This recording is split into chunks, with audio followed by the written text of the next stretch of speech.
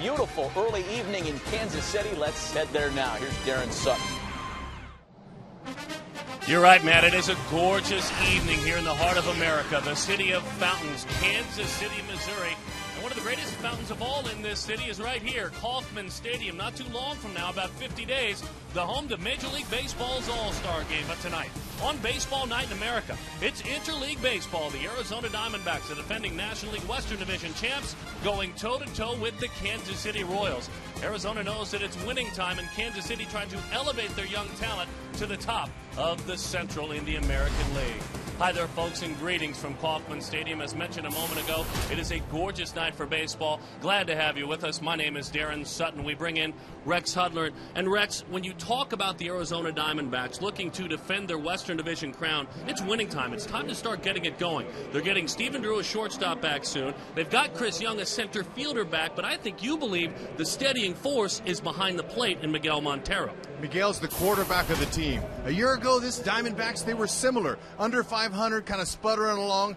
But Miguel Montero started shaping up his game. He had 10 errors at this point last year. He got his focus right. He started directing that staff. His catching and throwing, his blocking balls improved. So did the Diamondbacks to a championship caliber ball club. He's been one of the main reasons, in my opinion. So an unlikely leader for the Royals because they need starting pitching. They're getting it from a guy who is pitching for his 10th Major League club, but they're all looking to Bruce Chen. Big Bruce. Ned Yost put him in his number one starter. Guy throws maybe 90 at max, but he is very impressive. The way he mixes up his pitches, his 88 to 90 mile an hour fastball looks like it's 98 because he sets hitters up with a great changeup, off-speed pitches. All of that works well for Bruce. Quick tempo, and I like the way he chews his gum with confidence. Nice, I like that. We're confident that you'll enjoy tonight's telecast. It is Baseball Night in America on Fox. The Diamondbacks and the Royals starting lineups in action next.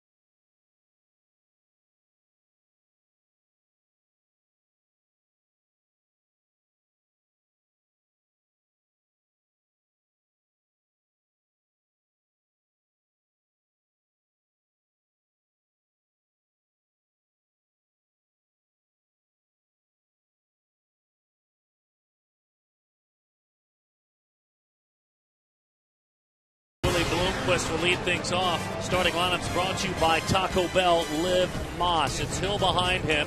Number one pick overall in 2005, Justin Upton. Rex talked about Miguel Montero already. Chris Young, Jason Kubel, slugger Paul Goldschmidt.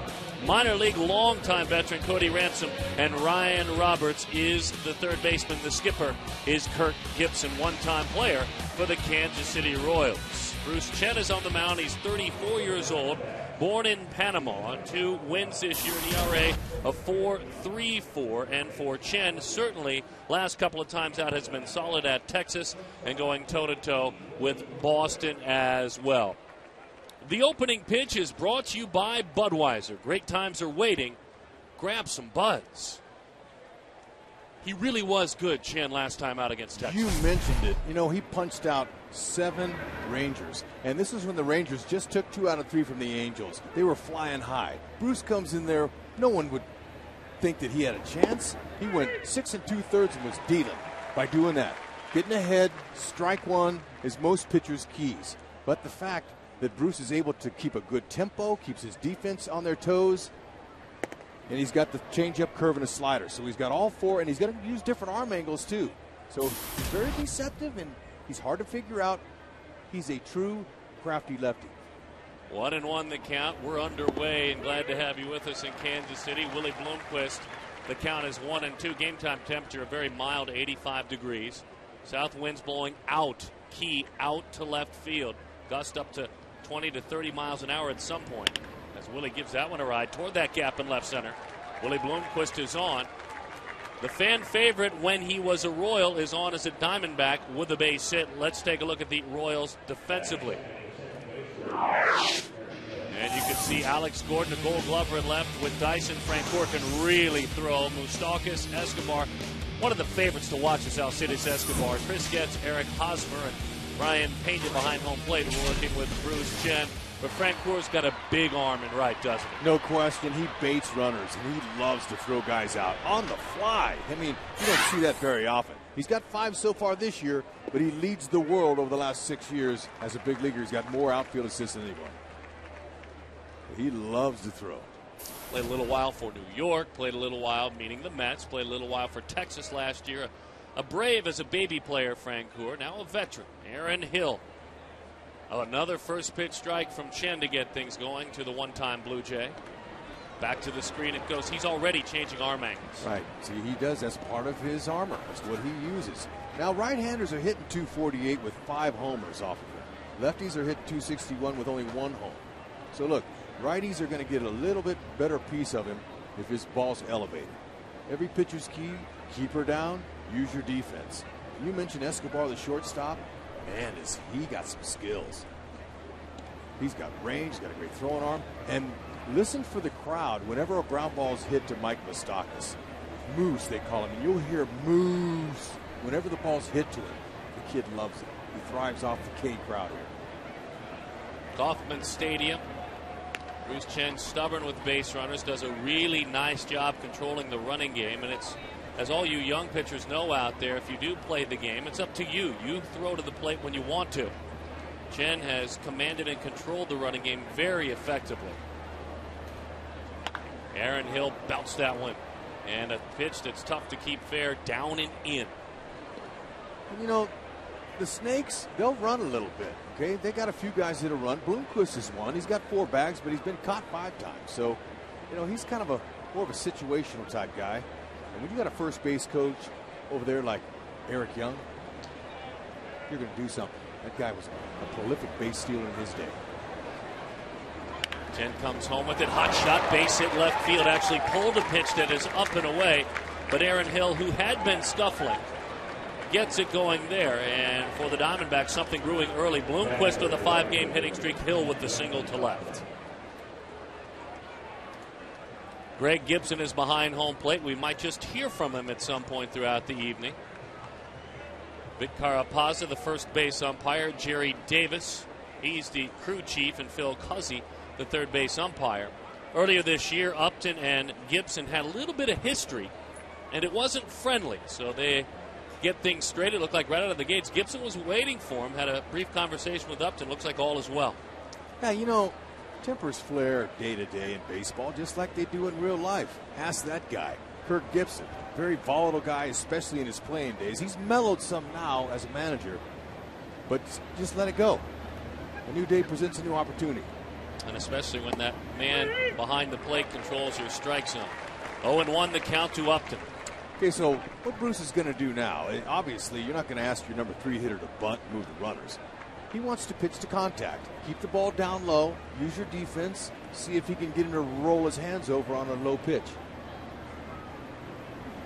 Swing and a miss, changed up on him there, 0-2 the count. That's your double play ball if he does hit it, but he missed it. That's the key. Using deception out of the same arm slot as your fastball, and by the way you hold the ball. Amazing, the world's greatest pitchers, what they can do with that baseball. Upton beaten with the fastball there. 88 looked like 98 because of the pitch before. I was telling you that against the Rangers, they were flying high, and Bruce Chin, he shut them down. He kept Josh Hamilton in the yard, something a lot of pitchers can't say. When you see Bruce here, I mean, you want to try to stay out of the middle of the plate. Big leaguers don't miss that ball in the middle of the plate. Try to stay on the sides. Sides of the plate, down, up in the strike zone. But nobody's perfect. That hitter looks for a half-inch mistake. They play him really dramatically to pull in the outfield as the 0-2 is on the outside corner. That's strike 3. Upton, who was 3 for his last 3 with runners in scoring position, goes down. Beautiful pitch by Chen. Okay, now we broke it down a little bit. We'll show you what the hitter's looking at. Okay, big Bruce. Okay, you see where he's coming out with that arm angle there. Okay, it's kind of 3/4. Okay, it's kind of a 3/4. Now watch this one. See, that's a little bit lower. It's a lower angle, and it's a little bit different plane. Hitters are trained to pick up the release point of the pitcher. When you change that around, it messes them up, and that's all you're looking for as a pitcher, to get it out. Miguel Montero, our focal point as we came on the air for the Diamondbacks. And Montero chops that one foul to the backstop. It goes. 28 years old, Caracas, Venezuela. Gives a lot of credit to his father pushing him, his father who passed away several years back. Family really of Spanish descent. Family moved from Spain to Venezuela, but Montero didn't have the soccer bug like you'd have as a young Spaniard. He had the baseball bug. And it's a great story because as he takes outside, he realized when he signed as a very young man, he needed to learn English. He taught himself the language to work with pitchers. Oh, and you know, in this business here, it's important that you're bilingual. Okay, over 28% of rosters are filled with the Latin American players. Rolls that one over, as you talked about earlier, to the bag. The only play for Hosmer's to step on it. Runners on second and third, 2 outs, but with runners in scoring position, he's gotten Upton and he's gotten Montero. The Diamondbacks, certainly the National League Western Division champs a season ago, not off to the start that they wanted. They opened the season 4-0, 11-10 on the road, but they're 7-12 at home. Kansas City is struggling here at home as well.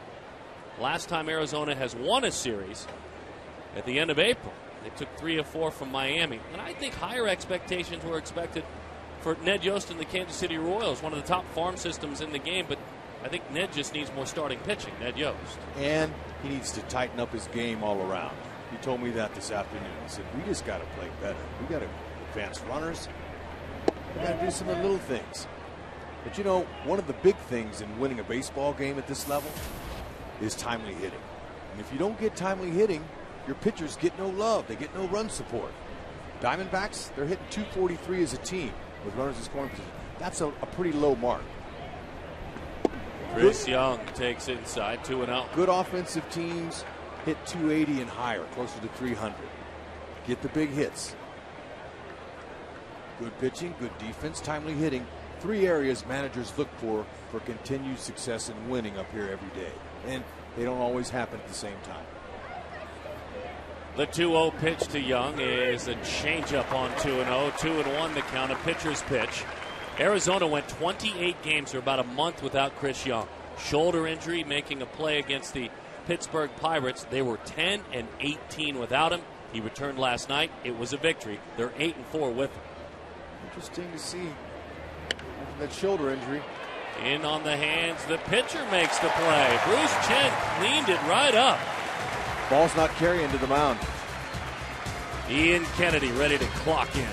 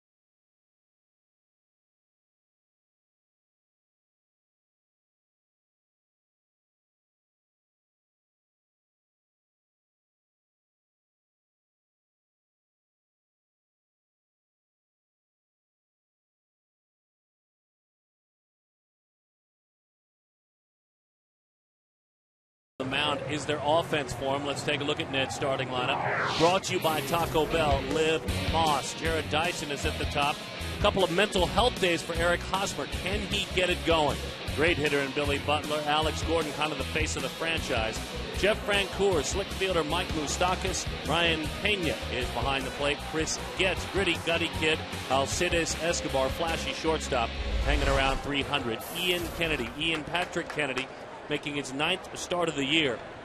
Received a boatload of Cy Young votes a season ago. Was up there with the best. A 21-game winner last year. This year, as you saw a moment ago, 3-3 with the 3.81 ERA. Well, the Royals are going to see a cut fastball anywhere from 88 to 93. A little slider, got a good changeup, good curveball. You know, he's a pitcher, and he wants to pitch to contact. Gerard Dyson, he's a guy that they really would like to see him become a Mickey Rivers type player. If you don't remember Mickey, he was a prototypical leadoff speed guy. Hit the ball on the ground, utilize the speed, get on base. So far, he's done a pretty good job here. Yeah, the walks, a 355 on base percentage. So even though that average at 275, very patient. Curveball missed outside from Kennedy. Rex talked about the curveball. That's a key pitch.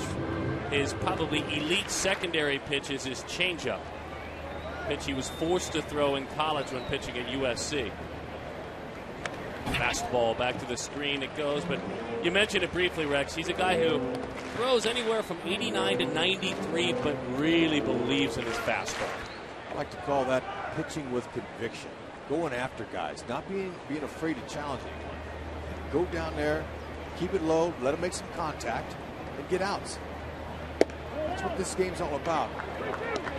It's about getting out. It's not necessarily how hard you throw. He starts with that changeup, that Vulcan V, then he switches to the fastball. You see that. That's beautiful. You know what hitters look for? Any little tendency, that glove to wiggle. If the glove wiggles at all and he tries to re-grip, sometimes they can get a pattern on him. So most pitchers nowadays, they hold their glove straight out and they go in and they reach it. If the hitters see it, but they don't move their glove because they can tip their pitches. Charles Nagy, he knows all about that. Okay, there it is. That's most pitchers. Verlander, Lester, CC Sabathia, all the good ones do it. Good fastball in on the hands. Ryan Roberts ranges to his left. Gerard Dyson is erased on a 5-3 ground out. So Kennedy gets the first man, and now Eric Hosmer goes to work. Hosmer, a young man who hit 293 last year, slugged about 470 with 19 homers. This year, off to a 174 start. Why did Ned Yost give him a couple of days off? Well, you know, the kid's been struggling. He tore the cover off the ball the second half of the season on last year and in spring training. He's got great ability, good hands. As Ian Kennedy knew he was sitting on a fastball there, and he pulled the string on it. However, when you get off to a slow start, and this isn't exactly the early in the season, it's starting to get into it now. He still hasn't made any adjustments, the kinds that they want to see. So you give a guy a mental break. He's a young guy. Give him a break. The impressive thing I've seen, Ned Yost has been patient this year with the youngest team in the majors. It's Hosmer doesn't show any signs of frustration, and that's not typical. When he makes an out, he never throws his helmet, never throws his bat, and that's good.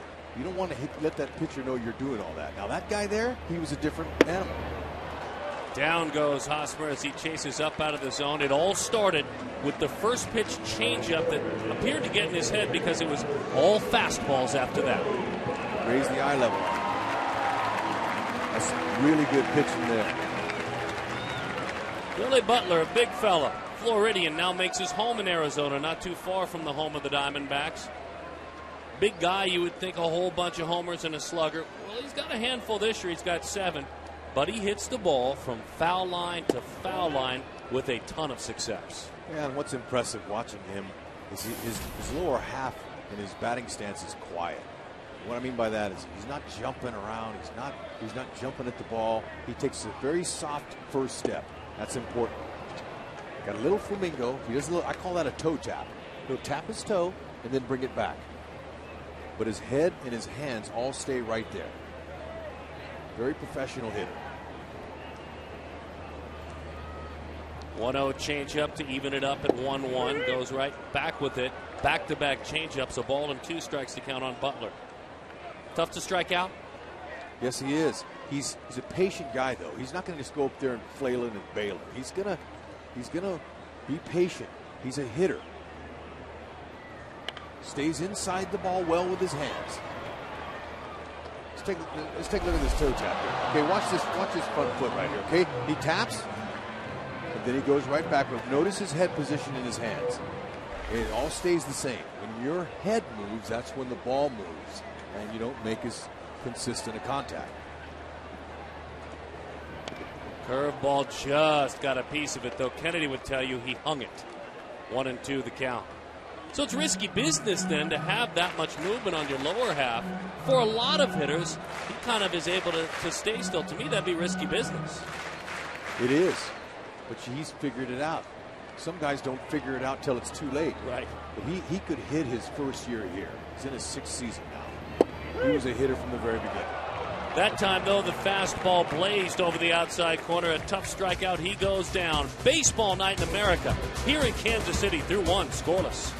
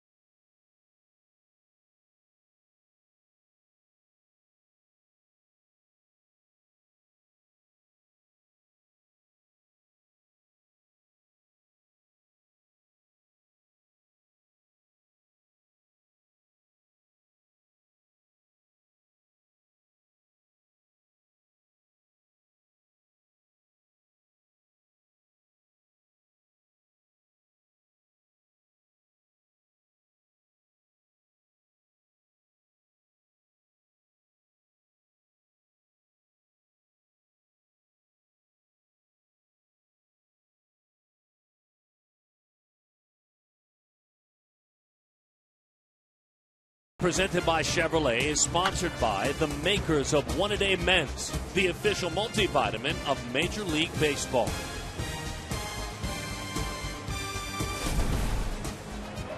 Miguel Montero, we're going to keep an ear on him throughout the contest because the Diamondbacks catcher is wired for sound. And if there is anything interesting, allowable certainly, we will hear from him. Meantime, Bruce Chen goes back to work. He got Montero, he got Chris Young, and he got Justin Upton with runners in scoring position. That's a sign of a good pitcher who can execute and get outs when he needs to. And he's doing that a ton. First pitch strikes, just crushing the zone. And you know, hitters feed off of body language. That's the premium language spoken in this game. There's no verbal, no smack talking, nothing. So the only thing hitters can do is read the pitcher. What is he giving you? Is he showing disappointment? Is he showing confidence? And all that is said loudly by the pitcher. He dictates the pace of the game. If you have a quick pace, quick tempo, that sounds looks confidence to the hitter. He's going, oh man, this guy is coming at you. And another sign is what's he look like.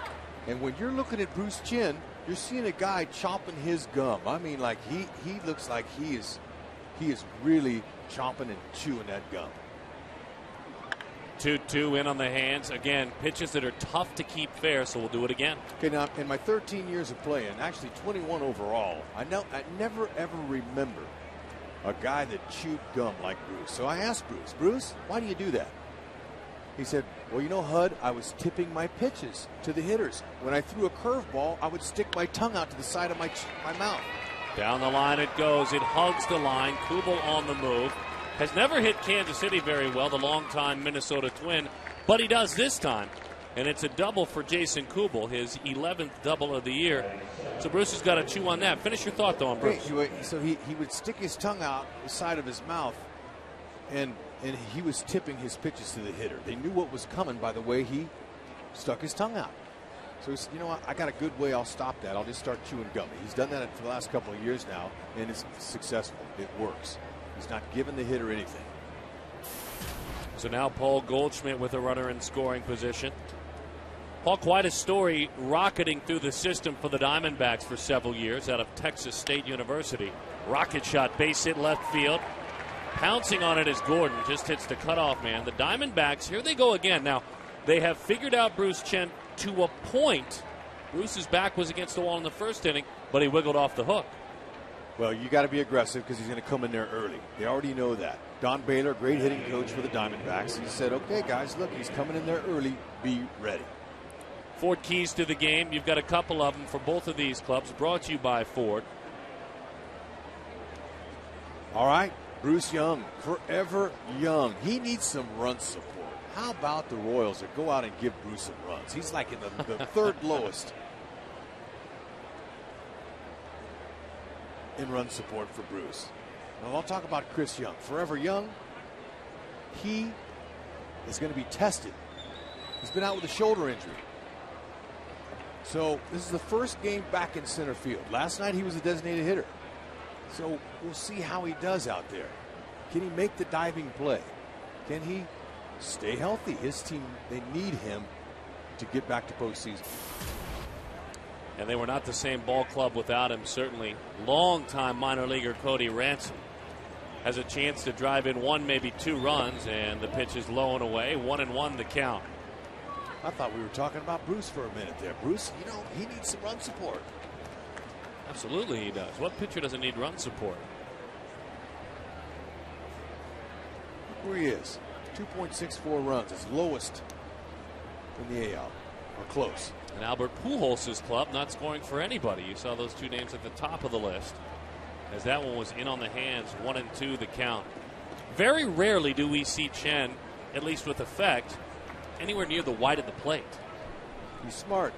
He's not overpowering. The guy that's not overpowering, he can't blow it by guys. He's got to be sneaky. He's got to use his arm angles. And he's got to locate. The most important thing for a pitcher is not velocity. It's about location. And he's figured it out in his 10th season. Gets a chase of a fastball up and away. The Diamondback struggles with runners in scoring position continue.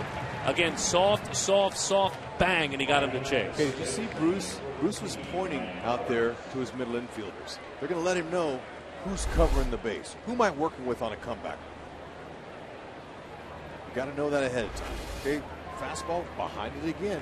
He's good at that. He's deceptive. Now he'll take a little ground ball double play. Why not to the number 9 guy, batter Roberts, who's grounded into 6 double plays this year. Changeup misses away. 1-0 the count to Ryan Roberts. Roberts hitting now. In May he is hitting. In June he wasn't hitting at all. Hit 152 in baseball's first month. Hitting close to 350 this month. Well-traveled player. Played with Toronto, Texas, and has found a home here in Arizona. Popped up. Very shallow. Is it deep enough? Here comes Dyson. He makes the play. Here comes Kubel heading to the plate. The throw, the bounce, the tag, out at the plate. Gerard Dyson hit his spot. Bruce Chen continues to frustrate the Diamondbacks. Go ahead and show your skills, Gerard Dyson. He backs up, plays right into it, has some momentum all the way on the fly. Shows that Chen, and one hopper got him.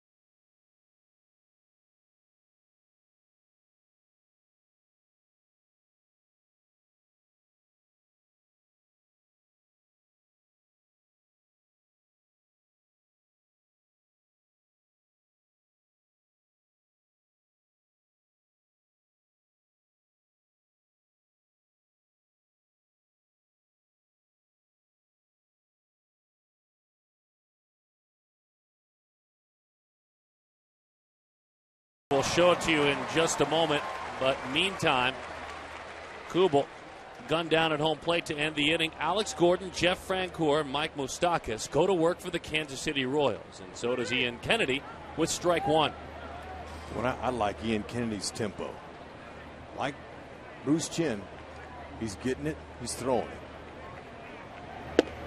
1-1 the count. Gordon, 4 home runs, 18 RBIs. Last 21 games has 26 hits, so it's picking up, I think, for him a little bit slowly, but hitting .299 over those 3 weeks. The man that's in the box and the man that's on deck in Francoeur both had a kind of a quiet meeting with Ned Yost, asked the guys to come in early today, and the manager just kind of trying to get in their heads and make sure they're going in the right direction. So that one is low. You know, what a Royals hitter is seeing from Ian Kennedy is a guy that hides his face behind his glove, and he keeps his glove the same way every time. Knowing that the hitter's trying to pick pitches. I'm going to take you back to that throw, Rex, because defense has been a question mark for Dyson, not on this play. He's missed a few times this year and has not gone over well, but this will help him get back in good graces with Ned Yost. That was a perfect one-hopper.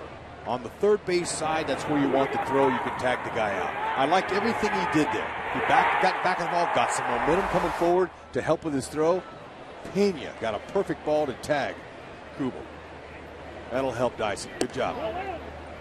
1-0 the count to Jeff Francoeur. Just one home run this year for Francoeur in 146 at-bats.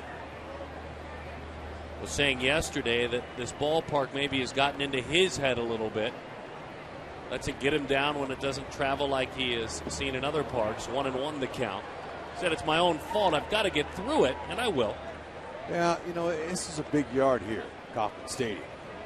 Hard to hit homers. Big gaps, 387, 410 straight away.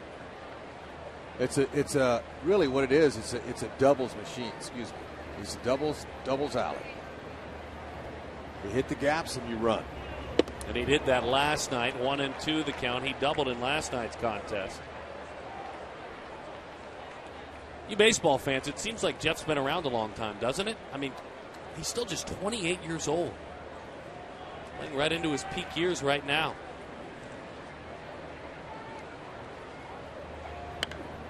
Big swing, high pop. Montero will give it a look. That's a souvenir down below.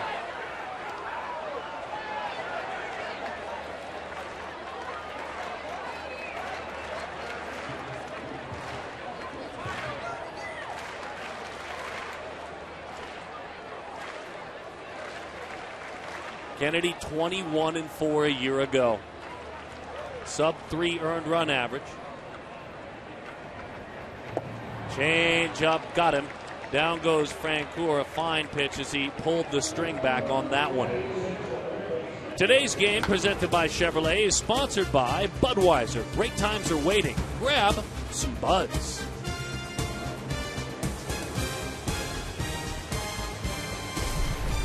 Now you can catch Jeff Francoeur overly aggressive on occasion, and that was one of those cases. Well, you got to credit the pitcher a little bit, too. Kennedy's executing nicely so far in this game. I like his tempo, he's executing. Now there's strike one. Okay, that was a deliberate four-seam fastball right down the middle to try to get ahead. Once the pitcher gets ahead, then he can make the hitter hit his pitches. And vice versa. If he falls behind, the hitter gets something he likes. Little pickoff throw back in plenty of time with the slide is Gordon there for Montero. A season ago, that might have sailed into right field. He has really, and Rex touched on it coming on the air, he has really been diligent with Glenn Sherlock, who coaches out in the bullpen, the only full-time, long-time Diamondbacks coach that has been here since the beginning. And he's really locked it in with regard to throwing.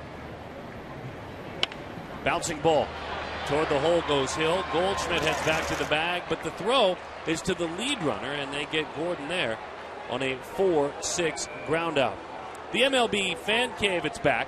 Some of baseball's biggest stars are scheduled to visit and appear in the Fan Cave videos, like when model Kate Upton stopped by last week. Check out all the latest Fan Cave happenings at MLBFanCave.com. Follow them on Twitter as well at MLB Fan Cave, and like the MLB Fan Cave on Facebook.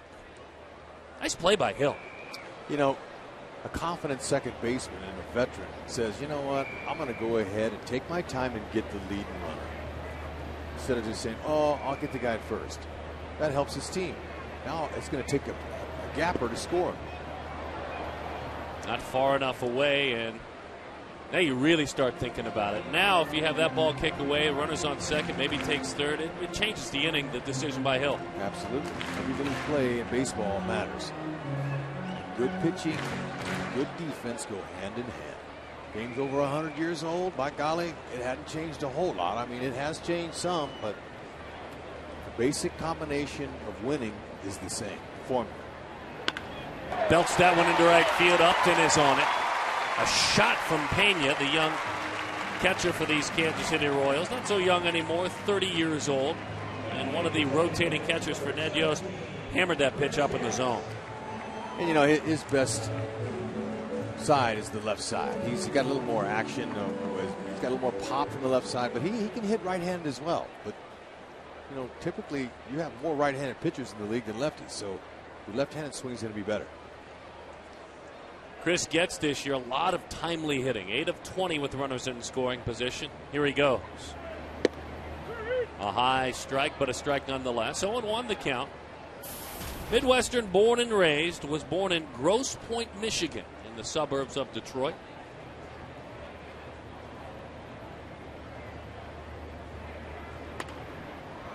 Grosse Pointe, as that one is down the line, bounces up and into the seats.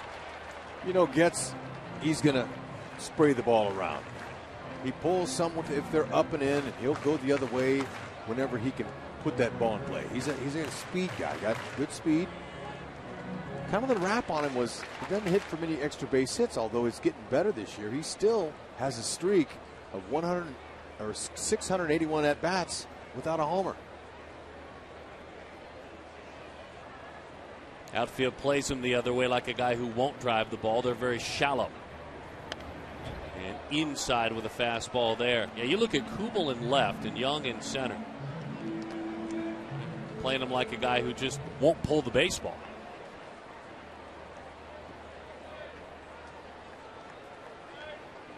Defenses know. They have spray charts from their advanced scouts. Bouncing ball past Kennedy into center field. Chris Young is on it. The throw is instead to third. They've got a rundown with a tag out. The run did score, though. It did score. And Young, with that shoulder, throwing for the first time, at least accurate. 1-0. The Royals lead it.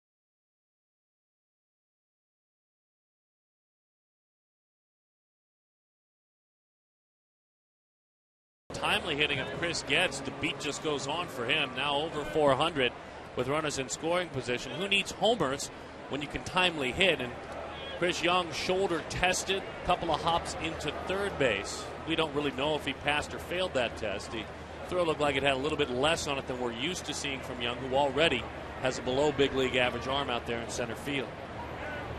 Willie Bloomquist, a pretty slow curveball for strike one. Well, that'll scramble your brain if that's the first pitch for a strike. That's a get me over curve.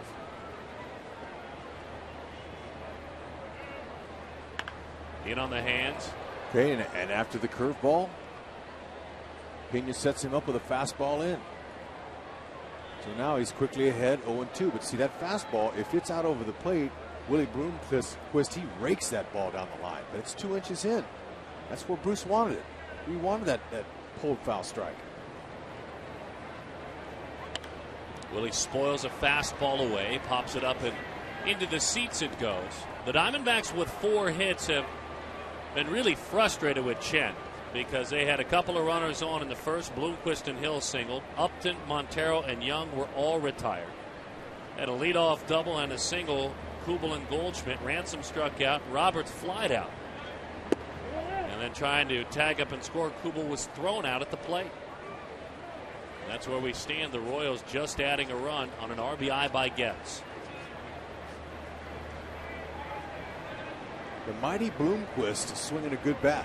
Ooh, he's got to go there. Frozen over the outside corner. Let's go back to the base running choices by the Royals here. And the question is, do you run into the out to make sure the run scores? No, you get in the rundown. Moustakas, there's no chance that Young's going to throw him out. Okay, Eddie Rodriguez, great third base coach. He saw that. So Pena looks in and he goes, okay, he scored. He crossed the plate. There's 2 outs. The run scores. That's an important play. If he gets tagged out before the run crosses the plate, no run. So at least Pena stayed in the rundown long enough. Nice job.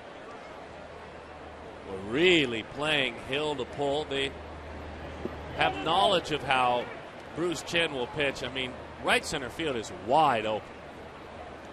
0-1 to count to 1-1.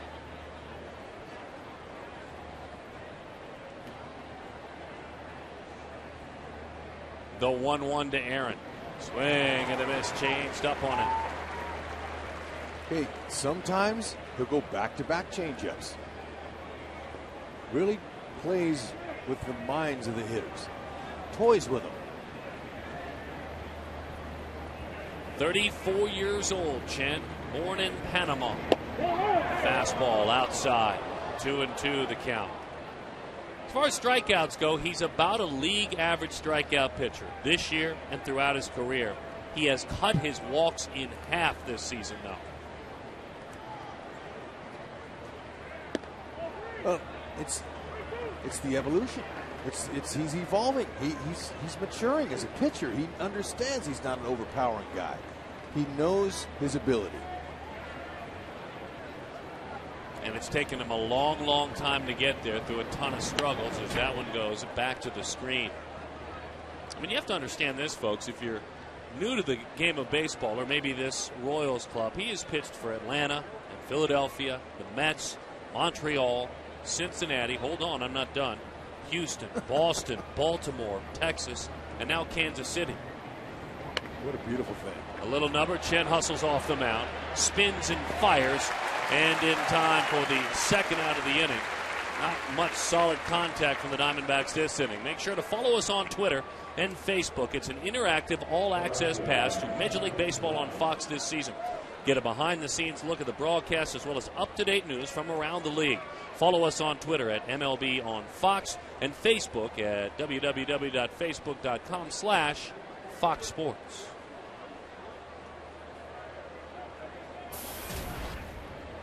It's interesting. Maybe Brian Pena being Bruce's personal catcher. The way Bruce works is because he can see the signs. Pena, he paints his nails. Now let's see if they're painted tonight. Usually he paints them white. They're orange tonight. 2-0 the count. He's going with a little different color. But you know, that helps. Not just the pitchers see the signs, but the middle infielders who are playing according to the signs given. I mean, those things are blinging. They're like neon. The 2-0. Swing and a miss. Off speed is what he called for. A pitcher's pitch. Fooling Upton. 2-1. Now I wonder if he does that himself or actually takes a trip to the nail salon. No. He has those kind of skills himself. He does them, and he's got a couple different colors that he likes to use. I'll have to ask him what colors mean what for certain days. But you know, these guys are interesting animals. Not just, I'm not using that as an insult. They're different creatures. They're superstitious. They wear the same undershirts, the same socks. Depends on how good they're going. And the way Bruce is commanding that changeup right now, don't change a thing. He's got him off balance. He's even got Upton smiling and talking to himself. Well, the Diamondbacks were handcuffed a couple of days ago by a tricky 49-year-old left-hander with the same approach when Jamie Moyer beat him. That is ball 4, a frustrated flip of the bat away. Chen doesn't walk many, but he pitched in a very stubborn manner to Justin Upton. So Upton, very disappointing season to start the year, certainly, at just .234. And there's the command of Chen. Just really makes a difference in the ball game. But Upton's starting to heat up. And right there is one of the reasons, a walk. It sounds like a lot, probably. But in his last 5 games, including tonight, 4 hits and 7 walks. No, that helps big time. Did you feel that way when you were in a 1 for something? That maybe if you started seeing the baseball walking, did it get you going? Absolutely. That's why he's getting going. He's being selective. He's being patient. The more pitches you see, borderline, you lay off of them, the more confidence you gain. So you're not making an out on his pitch. He's being patient. And that helps a hitter. Upton's got 6 stolen bases. Always a threat to run. Bruce knows it. It's 2 outs. He wants to concentrate on that hitter because the runner, he can't hurt you, but Montero can. Now Bruce, he'll throw over sometimes. 3, 4, 5 times when a certain hitter's up there, certain runners over there. Okay, you can see that shift. Got the guy right out there. He's hanging out there. Chris Getz gives him a little bit more room, a little bit more range on balls that are hit on the ground. That's a good 5 steps back. Shallow right. 1-0 the count on Montero. And instead they keep an eye on Justin Upton. Okay, this defense, you know, Phil Jackson, he's famous for the triangle defense. Well, that's what I like to call this defense. It's a triangle defense on the right side. Runner on the move, throw down, huge jump on Chen. And it's interesting because Eric Young, the first base coach, the polished big league base stealer throughout his career, spent a good half hour looking at video of Chen before the game. He must have gotten something on it. He did, and Brian Pena, he saw the jump, and he kind of just gave a little half throw down there. He didn't really try to gun him down. Yeah, 4 pickoff attempts, and then he was gone. Stubborn, 3-0 the count as that one sails outside to Montero. 4 for 34 against left-handed pitching this year. Bruce is pitching to him with some respect. They lost him. And maybe with first base open, he says, I'm going to set up a force play. He didn't really want to pitch to him there. Now, these players are all well schooled in their opponent's statistics, what they do, what they've been doing lately, who's hot, who's not. But you can't have paralysis by analysis set in your mind when you're between the lines performing now. You have to go out and play your game. Use a little bit of that knowledge, but don't think about it. A low strike to Young. Starts him off with a changeup below the knees. Chris, 6 of 15 with runners in scoring position this year. Popped up to the pitcher, left a couple out there back in the first inning. Oh, they've had their chances already, Arizona. But Bruce, like a lot of good pitchers, they get a little bit more tough to hit when they have runners out there. A lower arm angle, 0-2 the count to Young.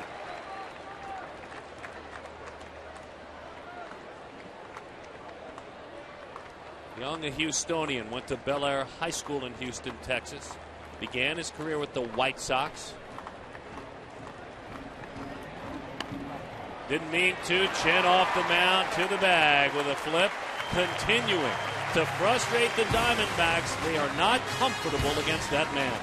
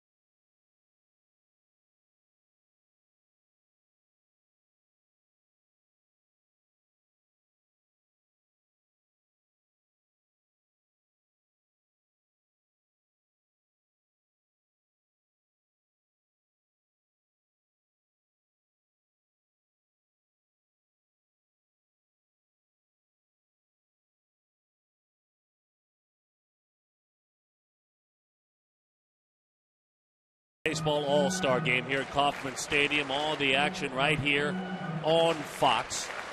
Really excited about that opportunity. And don't you know, this town, this region will embrace baseball, will embrace hosting the world as they visit.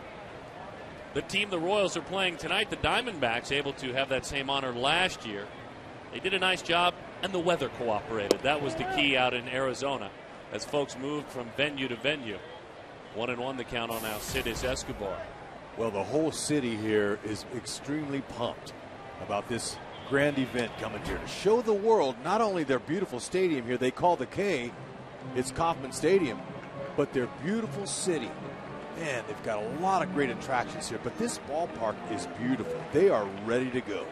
They've got fountains out there, a big old big screen TV up there.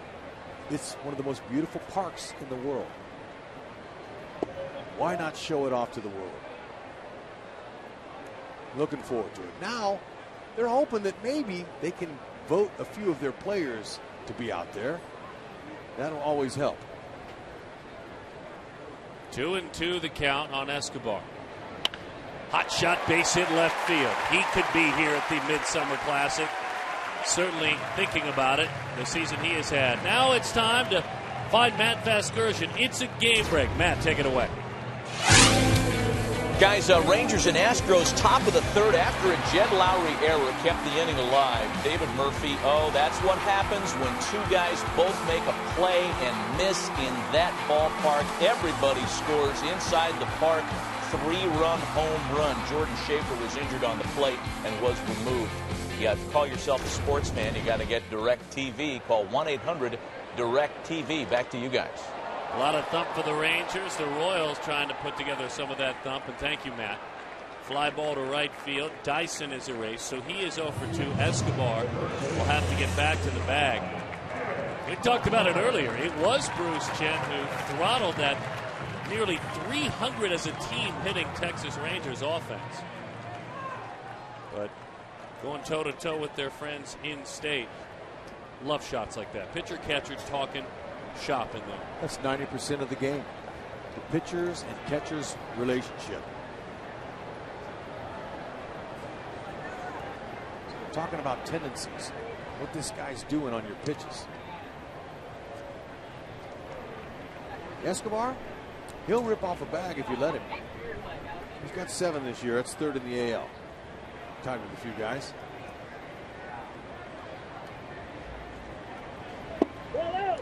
So we continue to watch Hosmer and see where he heads. Again, that average 172 on the year. He struck out back in the first inning. Chased a fastball about cap bell high. The American League has figured him out early this season. You have to make adjustments. And once you make some adjustments, then the pitchers have to do something else. So what I'm seeing is he's staying inside the ball too much and trying to go the other way when he should be ripping some stuff down the line. Either fair or foul, going upper tank. He's got tremendous power. He's a little bit unsure of himself. And that's what happens when you're a young player and you get off to a slow start. But like we mentioned in his first AB, he's not panicking. He shows neither is that guy. That's the most important thing, your skipper. He stays patient with him, and he's put him in that second spot to try to get him going. See more fastballs. 1-2 the count. Talk about batting in that 2 slot. Kennedy is messing with him big time. He abused him in his first time up with some excellent spots. Got him up high, went up the ladder on him with some high fastballs. See if he goes there now.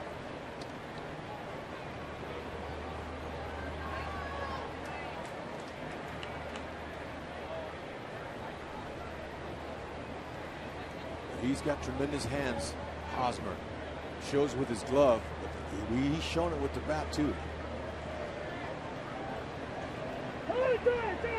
Time was called. Kennedy steps off. We'll do it again with a 1-2 count.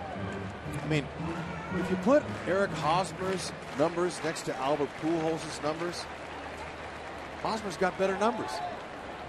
He's got 5 homers, 18 ribbies. Albert's got what, 2 homers? Hitting 210? I wouldn't want to be compared to Albert Pujols though this year. Right, but see, you use that as a positive way to get yourself going. Kevin Seitzer, their hitting coach, he knows how positive reinforcement works with young hitters and young players. You don't hammer them and tell them how bad they're going. You tell them how good they are.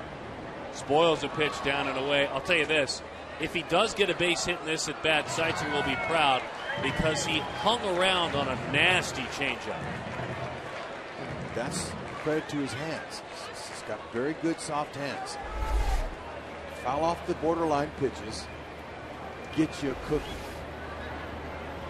Hope he makes a mistake. That's what hitters look for. That's the pitch he swung at earlier. He takes it now, 2-2 the count. See how he hopped up on that, Hosmer? He was totally locked in on that. But his eyes told his hands, don't you dare swing at that.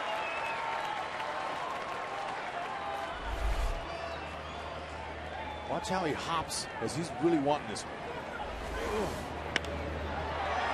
Beat him with a fastball there. Heading over to the line is Kubel, and Kubel makes the play. High fastballs have been his undoing. Next Sunday, NASCAR on Fox.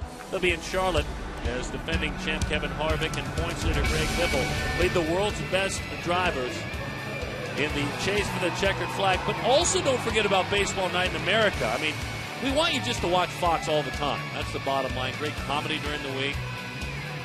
Baseball, NASCAR. That race, by the way, is next Sunday at 5:30. Coca-Cola 600. And Baseball Night in America. Gotta love it. Good combination. That pitch is low. 1-0 the count with a changeup. Speed in baseball. How about that? Power, you mix in a little of that, you have some entertainment value, whether it's on the track or on the field. 2-0 the count to Butler. Darren, think about that. If you're a basketball player and you have speed or you're a powerful guy, you got something. Baseball, same thing. Football, same thing. Hockey. If you happen to have both of them, you make a lot of money. Your name's Ricky Henderson if you have it in baseball. Speed and power. Butler tired of waiting. He steps out. A bunch of doubles. Billy doubles, they call them around these parts. Gives that one a ride. That one's into left center field. Young going back to the wall. Out of here. They might call him Billy Ford Bagger now because he has homered for back-to-back nights. And he homers all over the ballpark. The Kansas City Royals add on with that 2-run shot, and they lead it over the Diamondbacks 3-0. He's their leader. 8th home run. That leads his team, and they need that, especially Bruce, oh boy. There you go, Bruce. There's your 3 runs. That's more than you've been averaging. Go ahead and hold her down. All right, he waited for one. Belt high. Billy Butler, he's no stranger to belt high fastballs that are mistakes, and he took that ball for a drink. Into left field. That one is put away by Gordon. The All-Star Game ambassador, George Brett, will join us right around the corner. It's time for a walk down memory lane.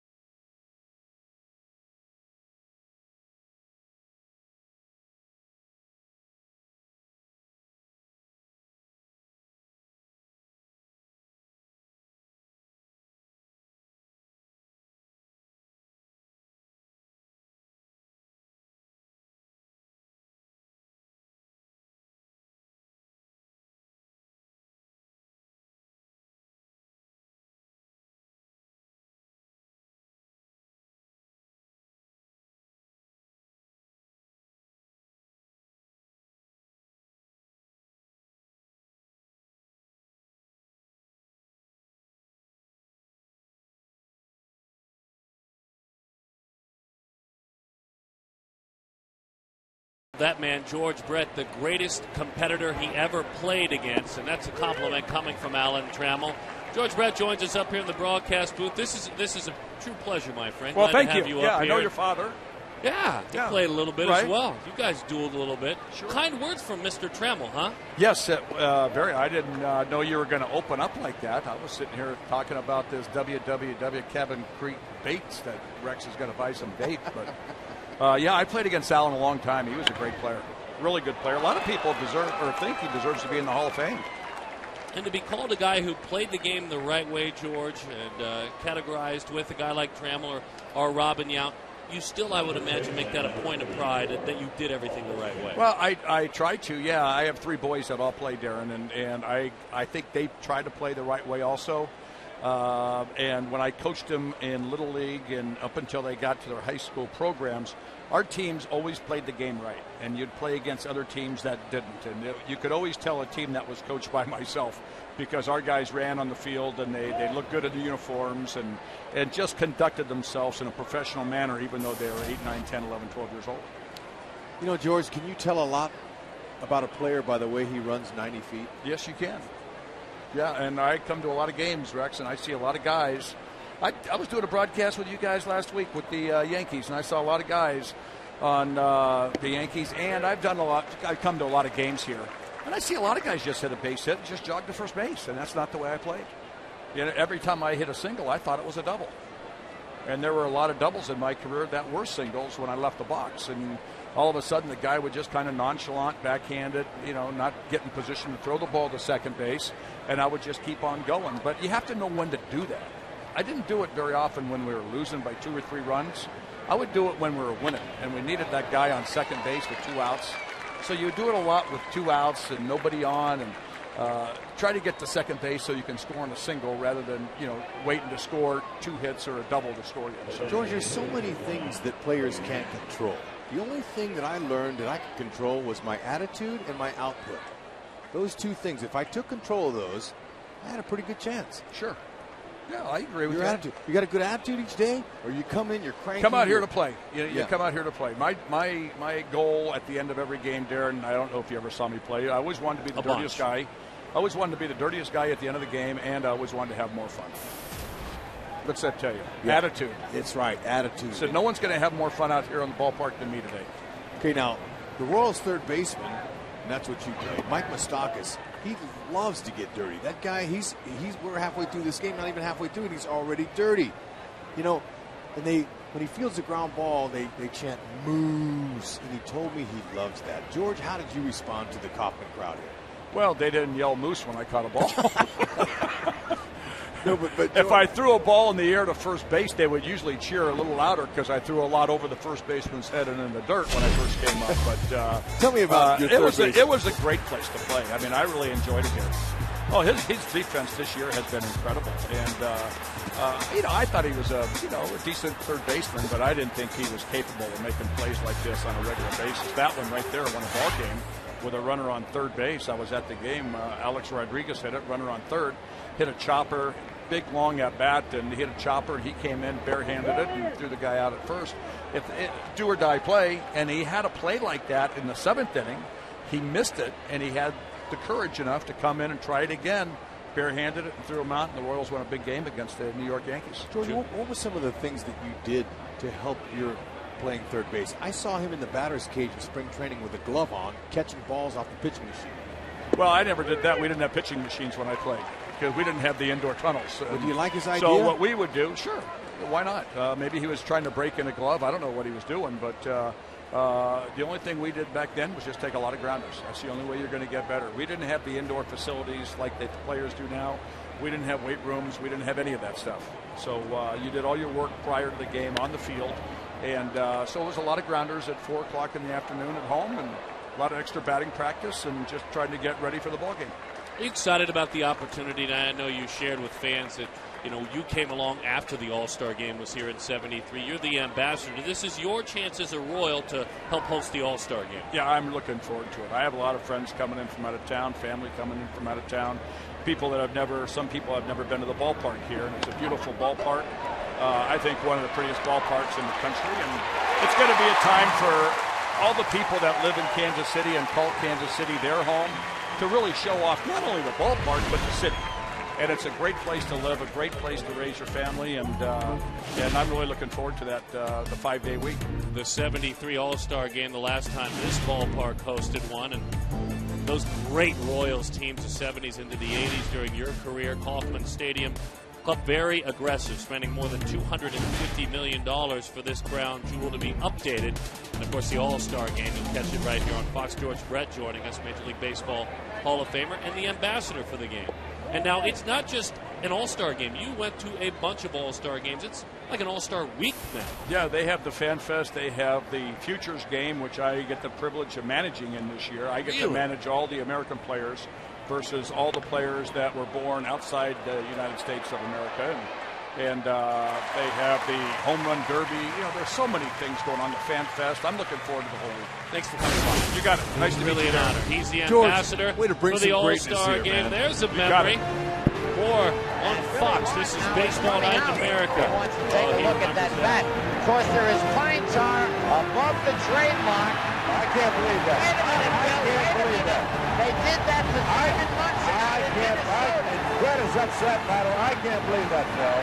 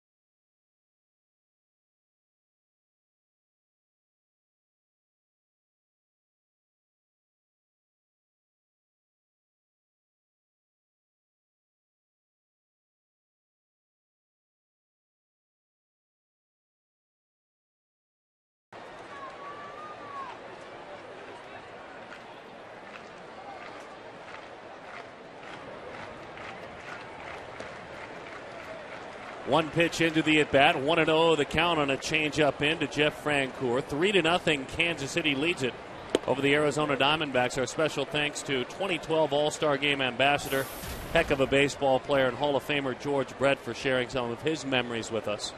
Meantime, while we were taking a trip down memory lane, Bruce Chen has absolutely handcuffed the Diamondbacks, and I would imagine that frustration level because of that man in the other dugout starting to rise. There's no question about it. Hitters go back to the dugout and they say, "Are you kidding me? This guy's getting me out." Back of second base. That one is put away by Aaron Hill. Let's go to Matty Vasgersian at the MLB Network studios. Here is a DirecTV game break. Guys, Joe Blanton entered the night 1-3 with an ERA in the middle fives in his last 8 start against the Red Sox. And guess what? That number's going up. Will Middlebrooks and Jared Saltalamacchia go back-to-back in a Red Sox 4-run lead at the bank. Guys, back to you. Thanks, Matt. 3-0 the Royals on top of the Diamondbacks here in this one. Fastball up and in. Look out, Mike Moustakas. I tell you, the Moose has to feel pretty good about what the Hall of Famer George Brett had to say about it. George Brett had more hits from any third baseman in the history of baseball. I love the story about having the courage to try a play the same way. Kirk Gibson always talks about how much failure goes on in this game. Well, he failed at a play early in the game, and then when the chips were down, instead of being fearful of more failure, he did it again, a barehanded attempt. That's a great story. This game's all about failure. It's all about failure. But little did I know, and little did he know, Kirk Gibson, that he was going to have a baseball career. He was a great football player at Michigan State. Okay, I was a so-so football player in high school. So I went there to Michigan State, took my 5 visits to my colleges, and he showed me around the campus of Michigan State. And I watched this guy run the track. He was a half a lap around everybody else. He was so fast. Uh-oh. Belted, right field. Upton goes back. He'll kiss it goodbye.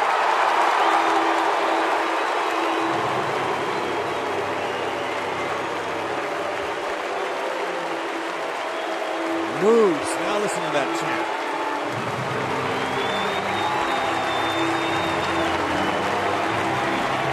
Home run number 6 on the year. The second home run in as many innings for the Kansas City Royals, and Moose gets the crowd fired up. That was a no-doubter. It's swung on gone right there. That's the exact same spot Billy Butler hit his. Right down the middle. That's what hitters look for. And lots of times they don't miss it. So Moustakas, who has seen things quiet a bit here in May, had a huge April. High batting average, an OPS of over 900. It took a big bump there with that blast.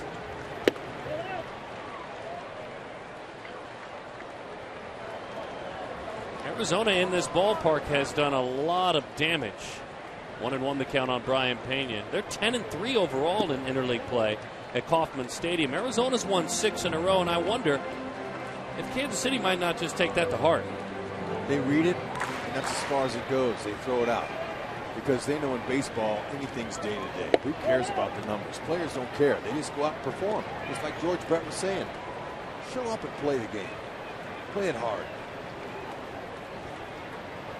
It's up to the media to make all of those numbers and things work. Pena fly ball into center field. Young is there. Young puts it to bed. Today's game is presented by Chevrolet, proud to support youth baseball in cities and towns across the country. And sponsored by Olympic Maximum Stain and Sealant in One. And talk about Chevrolet and their tie-in with youth and youth activities, youth baseball around the country. As that one is inside, one of the huge benefits that Arizona experienced last year, that Kansas City will experience this year, is a lot of charitable funds being raised that are kicked right into the RBI program, raising awareness and baseball fields in the inner city for those who might not be able to play. That's one of the big perks. Boys and girls clubs in the Kansas City area will really benefit from the All-Star game being here. You got that right. Plus, it's not just the All-Star game anymore. Like George was saying, they got the Futures game he's going to be managing. They've got the celebrity softball games. It's an event every single day during the week. Gets beaten by the fastball there, but you know who wasn't beaten by it? Mike Moustakas. He homered for the 6th time this year. Pilot to Bombardier.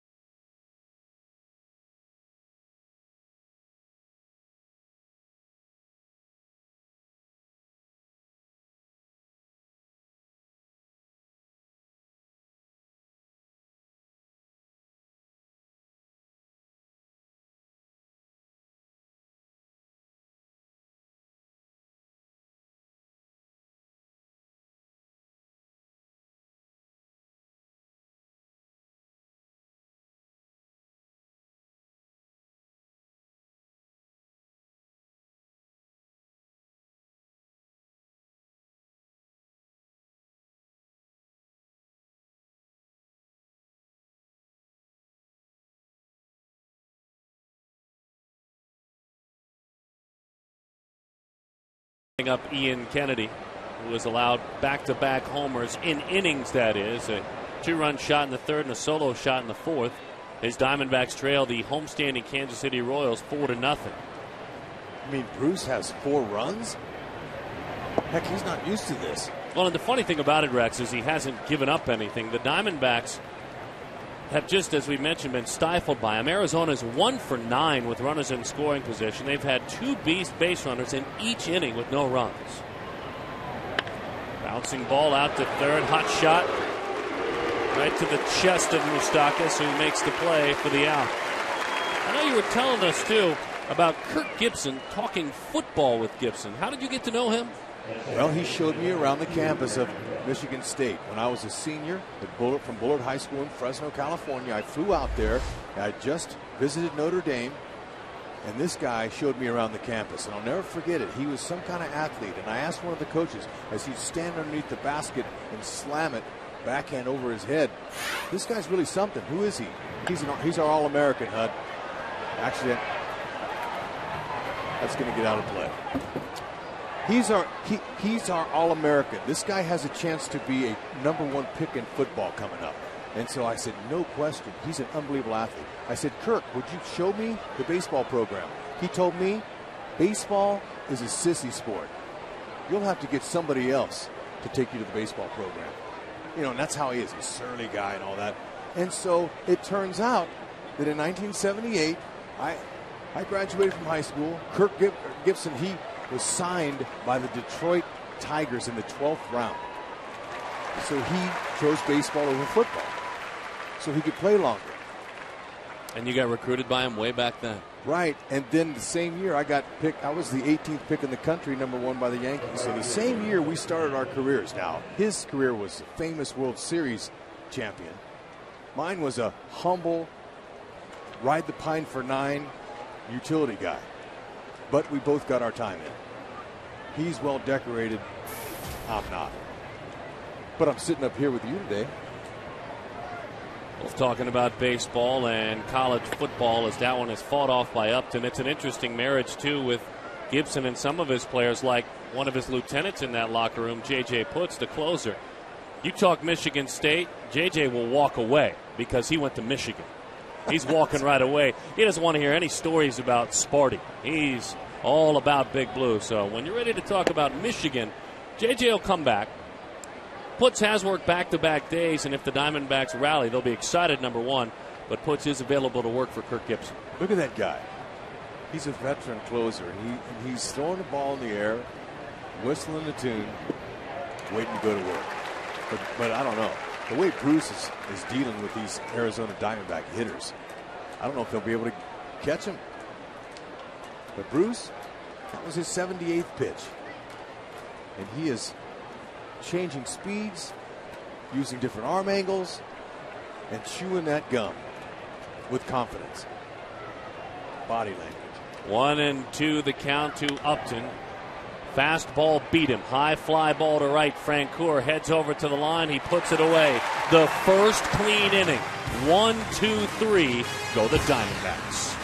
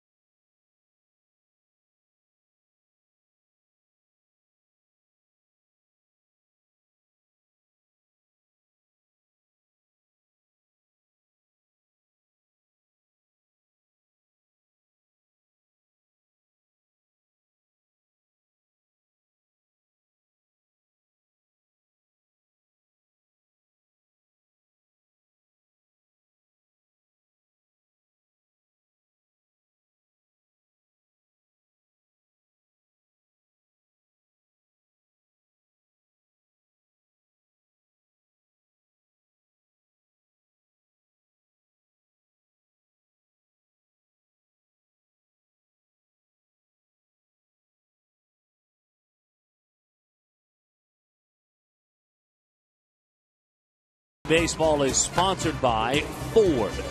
Go further. Beautiful night to enjoy some of the tasty streets here at Kauffman Stadium. Celebrating its 39th birthday this year, this ballpark. The home to Major League Baseball's All-Star Game. This is Baseball Night in America. I'm glad to be talking baseball with you in prime time here on Fox. As Alcides Escobar leads things off. And the first pitch is a shot, but it's foul into the seats. Escobar singled and scored back in the third inning on the Billy Butler two-run homer. Now, if you think about the slick fielding shortstop, and you go back a few years, he was finding his way in Milwaukee. He was part of the Zach Greinke deal that sent Greinke to the Brewers. Escobar, at that point, expendable, or at least they needed Zach Greinke, so that was the key. When you talk with the Royals, they made it clear we either wanted a starting catcher, center fielder, or a shortstop, and they got their shortstop. And they got a future all-star, no question. His second full season. He loves to play the game. He gets excited. He says, I get to play shortstop today. And you know, Ned Yost, he's got a bunch of players, the youngest team in baseball, that never give up and they play hard. Now they're missing a little bit on the mound as far as the starters go. He has a really good bullpen with some good young arms out there. But he's got a team that never gives up. This team is going to win one of these years. Breaking ball hung it, and Kennedy left it up in the zone. So Escobar, 2 for 2 today, 7 hits in his last 15 at bats. Don't forget, visit MLB.com/FanGuide to register for a chance to win a VIP experience for 2 at the 2012 World Series, one of the contests. It's presented by Scott's, the official lawn care company of Major League Baseball. Kennedy burned by a hanging breaking ball, and the key there, Escobar didn't try to do too much. Dyson looks at a defense that's really down his throat on the third base side. Roberts 2 steps onto the grass. Okay, well, Dyson, he likes to drop little bunts this way and this way. Okay, he's going to play that small ball game.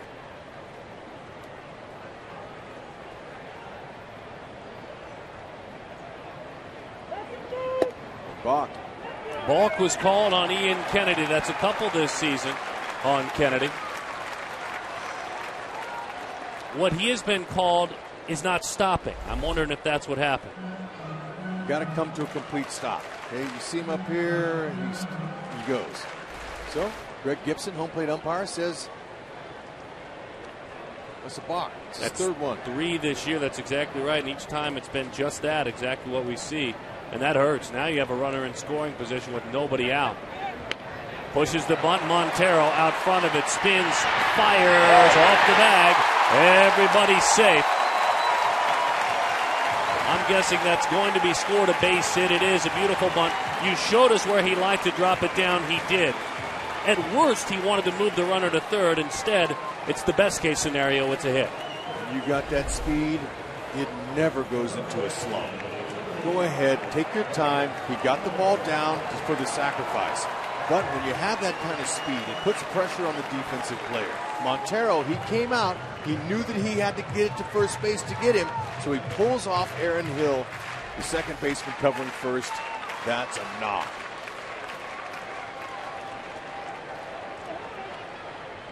Hosmer hopes he breaks out of his skid right now. He's got a couple of RBI opportunities out there, though he is 9 for his last 75.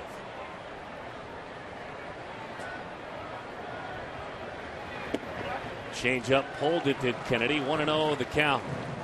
And Ian, he's been messing with Hosmer, mixing up his pitches, throwing some high fastballs, change-ups, curveballs down out of the strike zone, trying to get the impatient young hitter to swing at his pitch, Kennedy's pitch.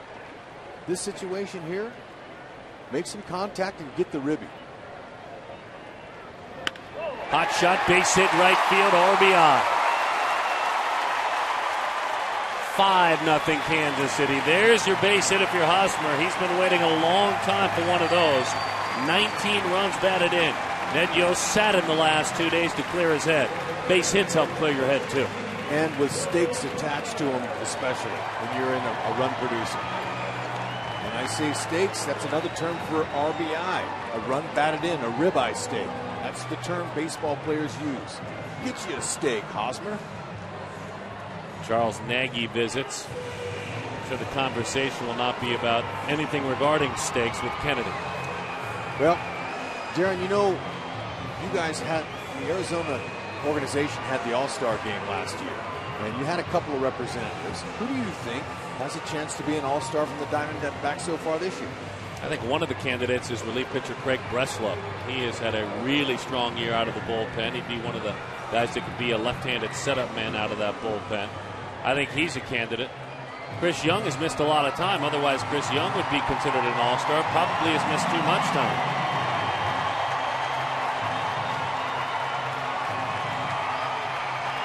Miguel Montero was an all-star a season ago. Fair question. I think someone has to play their way into it. Upton would not be an all-star. He was an all-star last year. We'll see.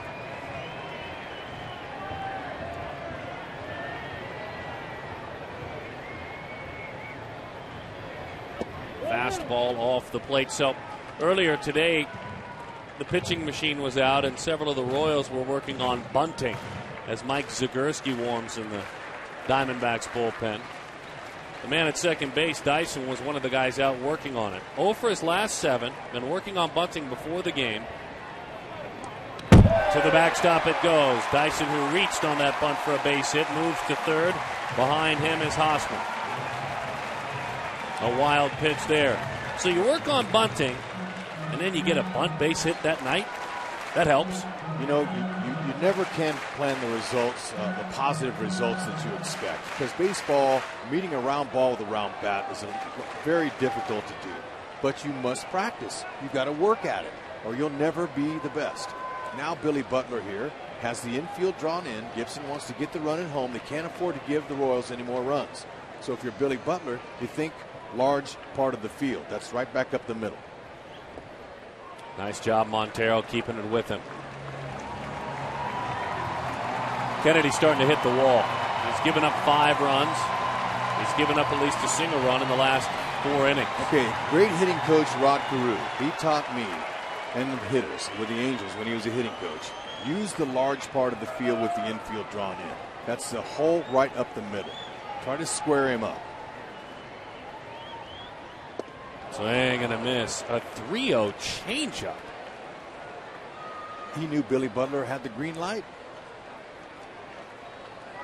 Kirk Gibson knows all about that. His squad, since he took over as manager, the most aggressive team, 3-0 in all of baseball, and it's not even close to the second place team. Yost gave his best hitter the green light, and he threw a 3-0 change. Popped up, Young. There is no play at the plate with his arm. Instead, he hits his cutoff man. 6-0, Kansas City. A quality at bat by Billy Butler. He's driven in 3 tonight. And he used the large part of the field, right up the middle. Big hole. Good hitters know that. 31 runs batted in for Butler. 6-0 is the score. Montero now buying some time. Ian Kennedy came in with opponents hitting 270 against him in the contest. Last year that number was 227. There have been high spots for Kennedy this year, no denying it, but he is a step behind the pitcher he was last year. Well, maybe it's because in 2010 and 11 he's piled up more innings pitched than he's used to. 222 innings pitched last year. Okay, maybe he's trying to catch his breath right now. And maybe he's just trying to execute, but Gibby's going to go to the pin.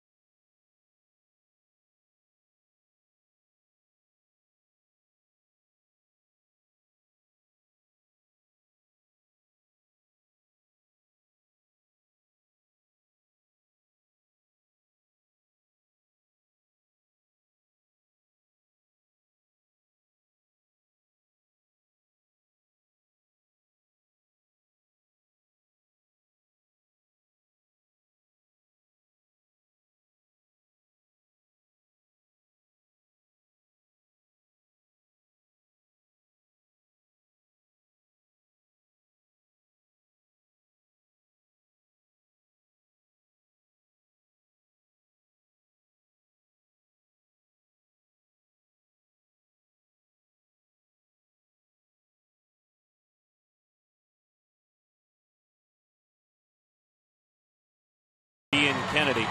For the second time in his last 3 starts, he allows 6 runs in an outing. In a shortened outing, he allowed 6 in 7 innings to the Cardinals 2 starts ago. Mike Zagurski, who pitched as a Kansas Jayhawk, he goes to work. Kind of a stunt man for Kirk Gibson. In these situations, relief pitchers, boy, the longer they can hang around out there, the longer they can help your bullpen, that really is hard to measure going forward in the games that follow. No question. You got to have a good pin to win in this modern game now.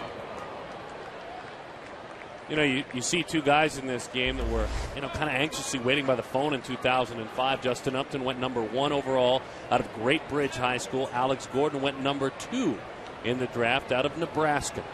So Gordon a couple of years older. He's 28, Upton at 24. And both guys that I think it's fair to say are the faces of their respective franchises. And it is fair. Although for Gordon to play third base, they compared him to George Brett.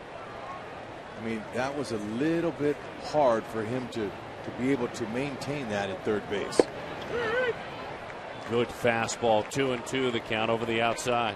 So for Gordon in 07, 08, and 09, he played, but he made 15 errors, 16 errors, 10 errors. And so he took a little break and they moved him to the outfield. And he learned a new spot. And he became a Gold Glover last year for the first time. Swing and a miss. Down he goes. And Gordon frustrated by the southpaw Zagurski. Now, Zagurski's got that big little slider there you see. He's got a fastball, nothing overpowering, but he's going to throw those pitches to lefties. Now, to the righty, he's going to cut his fastball in and try to keep the ball down on Frenchie. They call him that. Jeff Francoeur. Francoeur struck out. He also popped up to second base. Georgia born and raised, and played his early parts of his career in the Braves organization.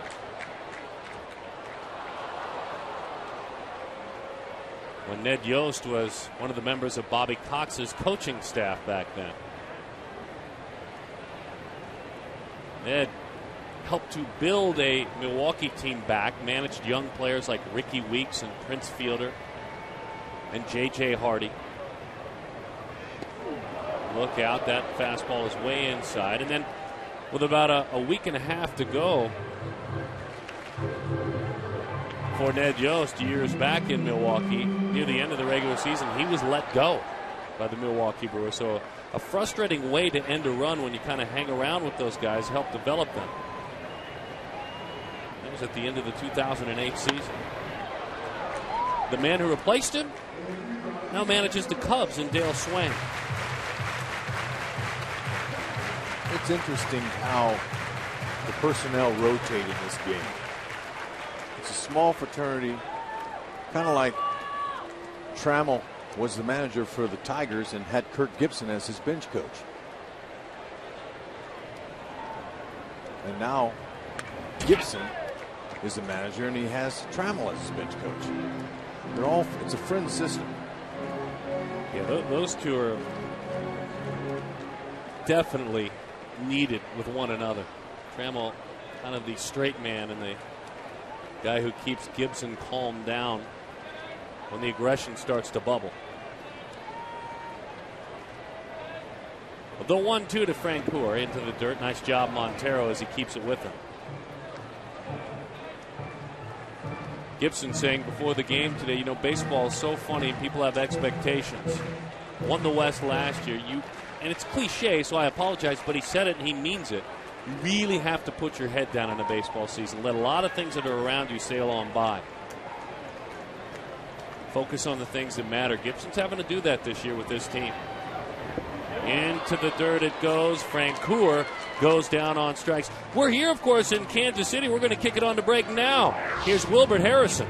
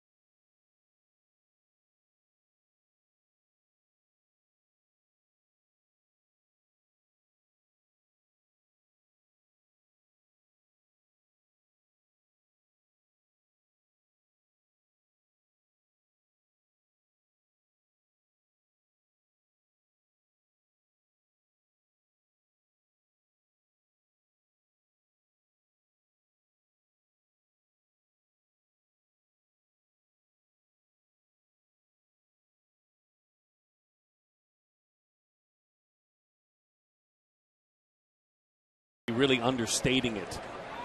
But he's found a home here in Kansas City as he fires a strike, and he has found a home tonight right in the center of the diamond. And early on, he did it with baseballs blasted all around him. But he just made sure that he stayed calm, and the Diamondbacks 1 of 9 with runners in scoring position as Montero takes low, 1-1.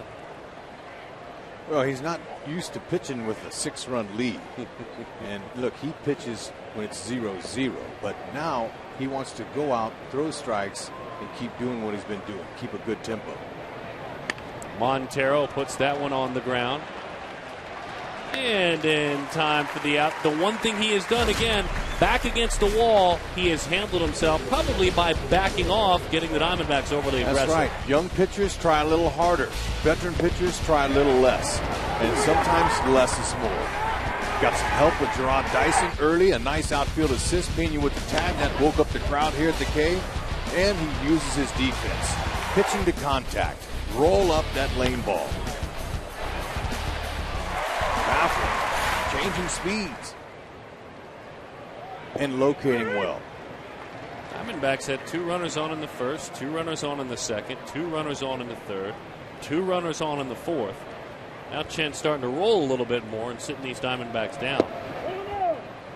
So if you looked up the term crafty, like they call a left-hander like Bruce, in the dictionary, there would be words like scheming, cunning, crooked, treacherous, fraudulent, foxy, shrewd, or those are definite. That's the definition of crafty.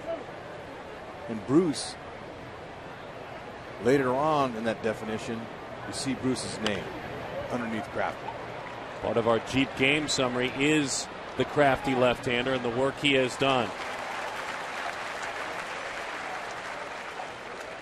Today's game, and we're glad that you're joining us for this contest, is sponsored by DirecTV. If you call yourself a sports fan, you've got to get DirecTV, and by Jaguar.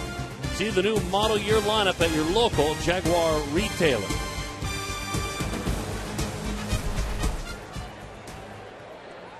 So really it says Bruce Chen in your thesaurus there? No, but he's a crafty lefty. Now, Darren, why do they use that term for a soft tossing left-hander and not right-handers? Why don't they say that Verlander is crafty? Would you call Verlander crafty? Well, he's cunning. I mean, he uses that word as part of the thesaurus that has Bruce Chen's name in it that you're using. But typically a hard-throwing pitcher, they don't use the word crafty on it. Now, I think we should change that. Let's start that today. How about Greg Maddux? Was he crafty? Yes. Yes, I would say so. He's a righty. But you just hear that about a lefty. Tommy John, he was a crafty lefty. Certainly was crafty. But he had a bag of tricks, literally, as well. Right. And Bruce is using different arm angles. Look at that. Here's a sidearm breaking ball. Very tough for a lefty to try to hit that. Even Kubel, who's, would you say, been a good acquisition? Oh, yeah. Like Kevin Towers? He's been a steadying force, especially with Chris Young being out. Kubel has certainly been a big help. He's 2 for 2 today. Yeah, a steadying force in the lineup, no doubt about it. Crowd getting behind Bruce Chen. Breaking ball. That crafty left-hander is rolling. He has sat down 9. That's right, 9 Arizona Diamondbacks in a row.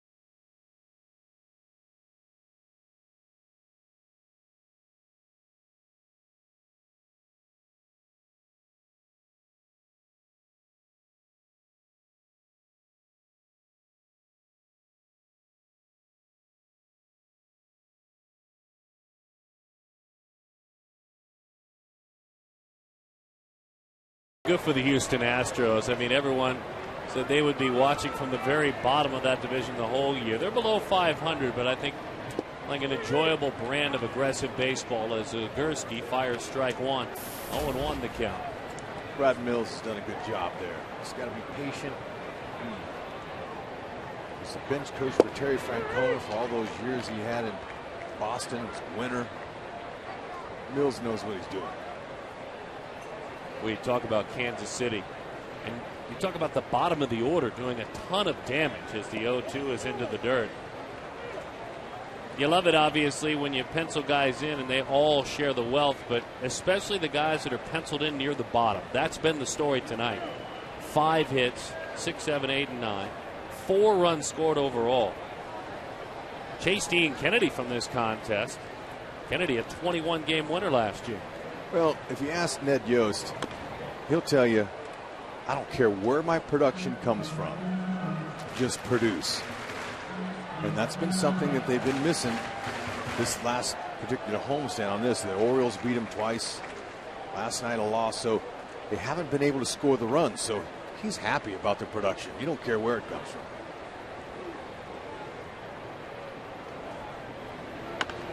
Chopper over the mound, charging is Bloomquist. He can't get it out of his glove. A challenging play. That's an infield hit for Moustakas. Greg Gibson was not involved in anything there with that call, but he's been busy all night tonight. Let's listen to our sounds of the game. Yeah, you did. You're out. He's up. Come on, get your body in front of it now. Let's go. That's a ball! That way!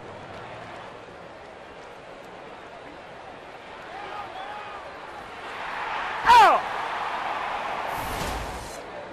Love it that Greg Gibson agreed to wear a microphone, working with his catcher with a smile now. I liked how he told Brian Pena, get in front of that ball now. He don't want to get a hit. He does a good job. So all 3 of them right now are together. They all could commiserate. Montero, Pena, and Gibson. They could all share about what it's like to just get beat up and not be appreciated. Wear that gear, take one off the mask, off the shoulder. Tough position. Has he done a nice job behind the plate? Umpiring tonight, do you think, Gibson? Absolutely. Consistent?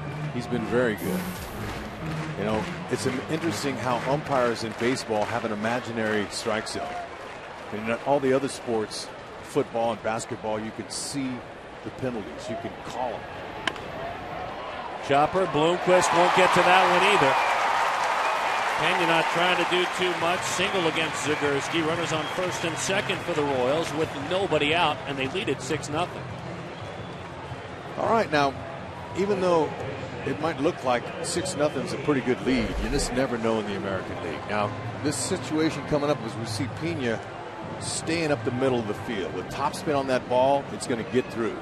Good try by Willie Bloomquist. But Chris Getz, 4 sacrifice bunts already this year.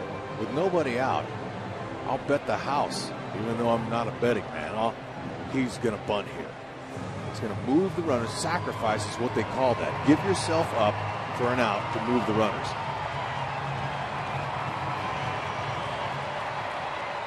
Alcides Escobar waits on deck. Let's watch together.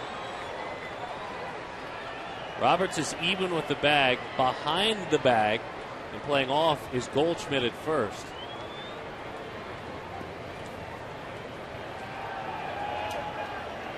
No sign of a bunt. Instead, it's off the end of the bat. Driving Kubel back. Kubel retreats. He makes the play for the first out. So not a productive out there. Ned Yost not dropping down the sacrifice bunt, or not calling for it. Tying into our Lexus in-game box score. What's going on if you're just joining us? Brought to you by our good friends and partners with Lexus. Dyson, Hosmer, and then, of course, the long balls.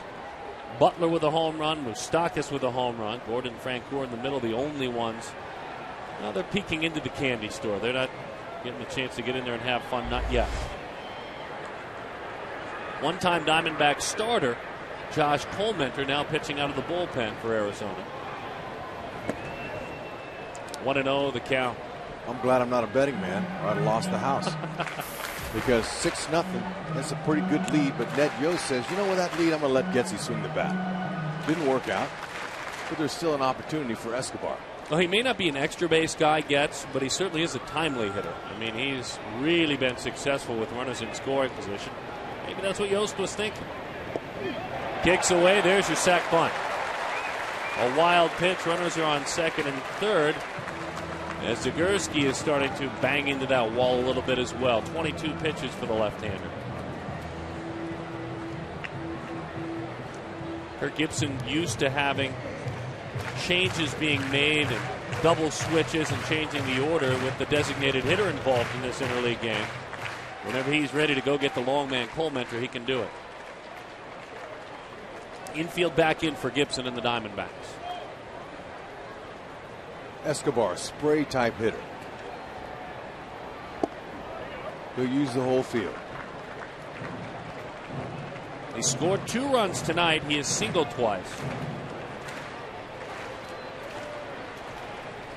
25th time this season he has batted 9th in the order. That is ball 4.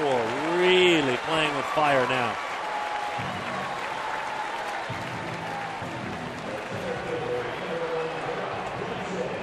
Gibson's going to say, all right, Charles, go out and talk to him a little bit. Give my righty a chance to get a little bit more loose up there. Boy, Gibson has assembled, along with Kevin Towers, an intriguing coaching staff, hasn't he? It's amazing when you look at their service time, all the World Series that his coaches have been involved in. It's pretty impressive. Don Baylor, Matt Williams, Alan Trammell, and even Charles Nagy, the pitching coach. He played in a couple World Series with Cleveland Indians. A big winner with the Indians. Right. He was a crafty righty. He was. But these great past performers, there's Don Baylor. They called him Groove in his day. They can't play for these guys now. Infield all the way in with the bases full. Fastball over the outside. 0-1 the count. Gerard Dyson, he's a speed guy, but he is hitting .417 with runners in scoring position. 5 for 12. Into the dirt, Montero throws his shoulder, his body in front of that one. Catchers will tell you can't anticipate blocking a fastball. Nope. Breaking ball, maybe. Right, but quick instincts like Montero just showed there is going to help him. Single walk loads up the bases. Outfield very shallow for Arizona as well.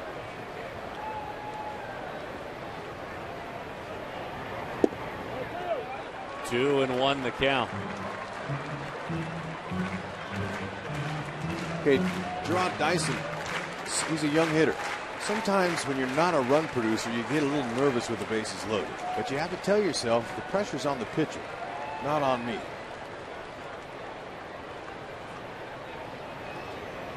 Zagurski paints the outside corner.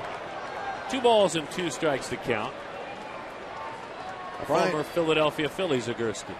Brian Pena, the runner at second base, with the infielders in front of him, he can get a big lead initially, and then his secondary lead, that's the lead after the pitch, he can really get an advantage of scoring a run on a single. Huge lead at second. Into center field. Young was playing shallow. He will square that one up, but that will play to run. Kansas City 7, Arizona nothing. The Chiefs, they play across the parking lot at Arrowhead, but here at this ballpark, the K they call it, they just kick the extra point. Good at bat by Dyson. It was, especially with 2 strikes. All right, we're studying this young man now, isn't it? Hosmer facing a lefty. He snapped a 9 for 75. Literally, it has been an endless struggle this year with a single and an RBI in the 5th. 3rd pick overall in 2008. He belts that one. Frustrating for Hosmer. He hit it hard, but he comes up empty. The Royals started scoring in the 2nd. They've scored in every inning since.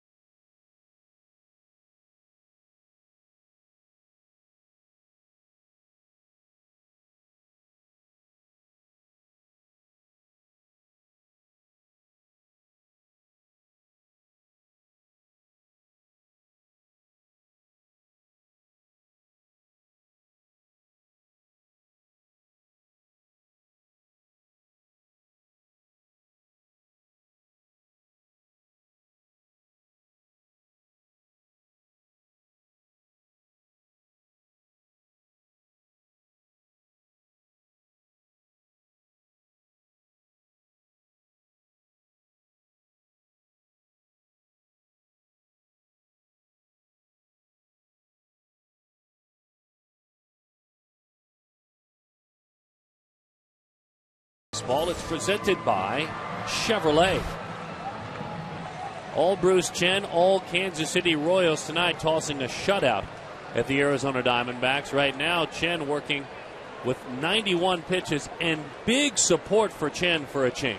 Yeah, and you know, he's the kind of professional that would never, ever say anything about lack of run support because he backs his guys and he goes out there and only controls what he can do on that bump, on that mound. If you take a look at that beautiful high-definition scoreboard that the people can't wait to show the world when the All-Star game comes in. Paul Goldschmidt belts that one into right center field. That one is down and up against the wall. A little bit of noise, and it has been a long string for Chen. He had sat down 9 in a row, starting with a double play in the 4th. Paul 3 for 3 tonight. Quietly, a little bit of a heartbeat for Arizona thanks to that man. Bruce he'll give you something to hit, especially with this lead. His job is to throw strikes, and the hitters know it. And this is where he's been his best. Put a runner out there, put a runner in scoring position, and Bruce has the Diamondbacks 1 of 9 with runners in scoring position.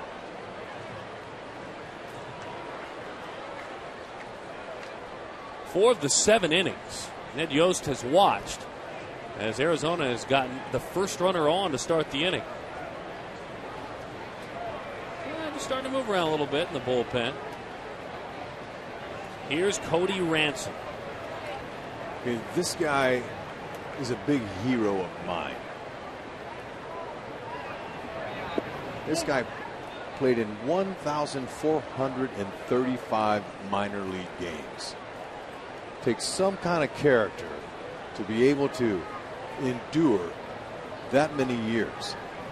Now, Irving Falou, this gentleman here in the middle, he just got called up a couple weeks ago from the Royals, and he played 949 minor league games, 9 straight years. So when these guys get here, believe me, they are focused, they know how to play the game, and now it's their time. And that's what you tell yourself. Falou has been a nice little shot in the arm for the Royals, as well as Ransom.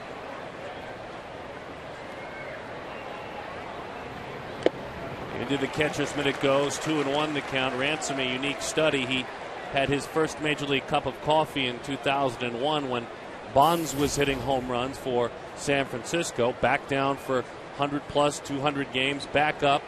Took over for Alex Rodriguez when he was injured. Closed old Yankee Stadium, opened the new one as a Yankee. And he rolls that one foul. Back down to the minor leagues forever and ever and a day. And it's interesting. Maybe his journey's coming to an end. I'm not sure, but it ends where it started, where he's from, in Arizona. 999 AAA hits. He doesn't want to get to 1,000. Impressive. The perseverance, the refusing to give up. Push, push, push. And at 36 years old, this guy is in the big leagues. Broke his bat there.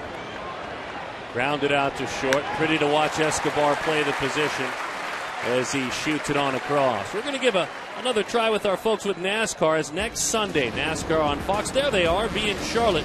Defending champ Kevin Harvick and points leader Greg Biffle lead the world's best drivers in the chase for the checkered. Fox Sports is proud to bring you exclusive coverage of Sprint Cup Series racing. It's the Coca-Cola 600 live from the Charlotte Motor Speedway next Sunday at 5:30 Eastern, 2:30 Pacific on Fox. You know, earlier George Brett joined us, and that was pretty thrilling to have a Hall of Famer up here. He talked about how he can tell a player by the way he runs. Watch Ransom. Watch him go. It's a routine out, but look at how he goes to first base. What's wrong? What's so hard about running the ball out like that? That tells me a lot about Ransom. He respects the game. It's been interesting having a chance to cover a guy already who's a bit of a lightning rod in Bryce Harper, the phenom with the Washington Nationals. Nobody runs harder than Bryce Harper. So there may be people with opinions about Bryce Harper. Belted. Ryan Roberts is on the move. That's a fair ball as he kicks up some chalk. That breaks up the shutout. Roberts hurrying, running hard with the slide. He is in there with the double. The Diamondbacks finally let something out of the box there as Roberts drives in the run. That's 16 RBIs on the season with the double. So maybe Bruce is only human after all. Just rocking and rolling this Bruce. Roberts, good quick bat. Turned on an inside pitch and squared it up. Gordon, he's got a great arm. Couldn't quite get him at second base. But listen to this Kauffman crowd give Bruce some love when he comes off of the bump.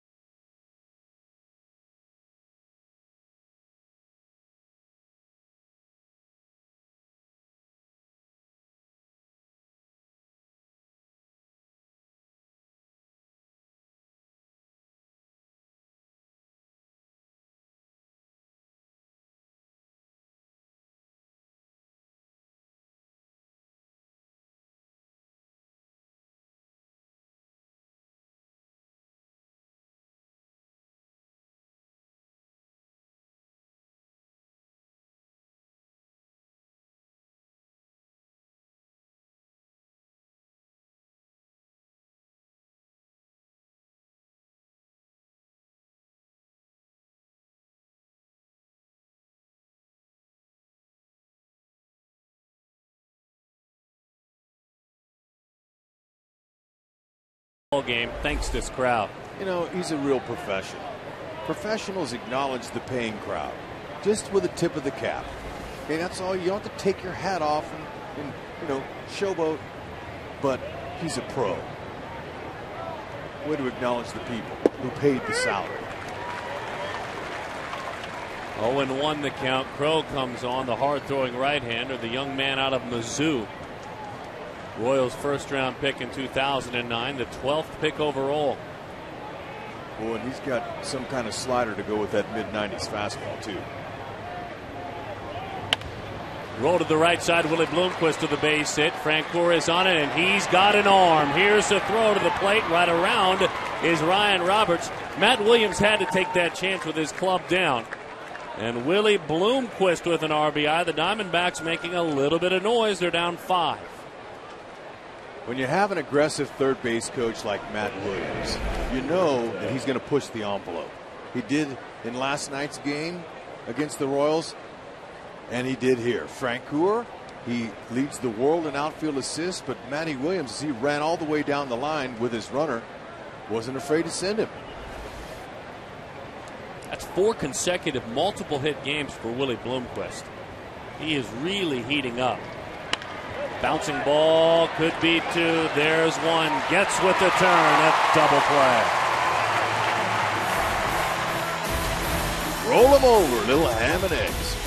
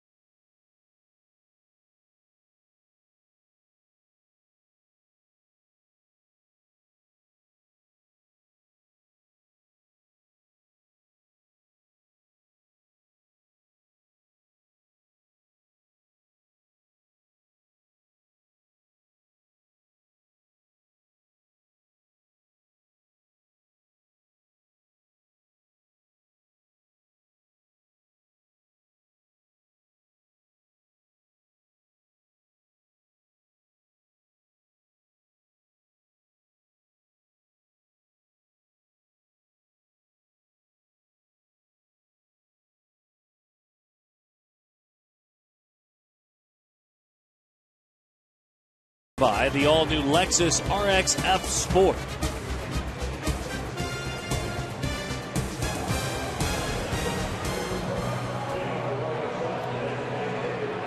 And today's game so far has the Royals on top by a score of 7-2. Josh Colmenter won 10 games for the Diamondbacks club that won the Western Division last year. Relegated to the bullpen now. It's been a tough sophomore year for Colmenter, who is in the discussion for the Rookie of the Year. He certainly is a unique study as a pitcher. He comes not just over the top, it's over the top. A high arm angle. And that can be extremely deceptive. You don't see a lot of guys that is like Iron Mike, straight over the top. And Iron Mike is the iron pitching machine that comes right over the top. And you would think that ball would be straight, but he's got some movement. He'll cut his fastball. He's got a swervy curve and a changeup.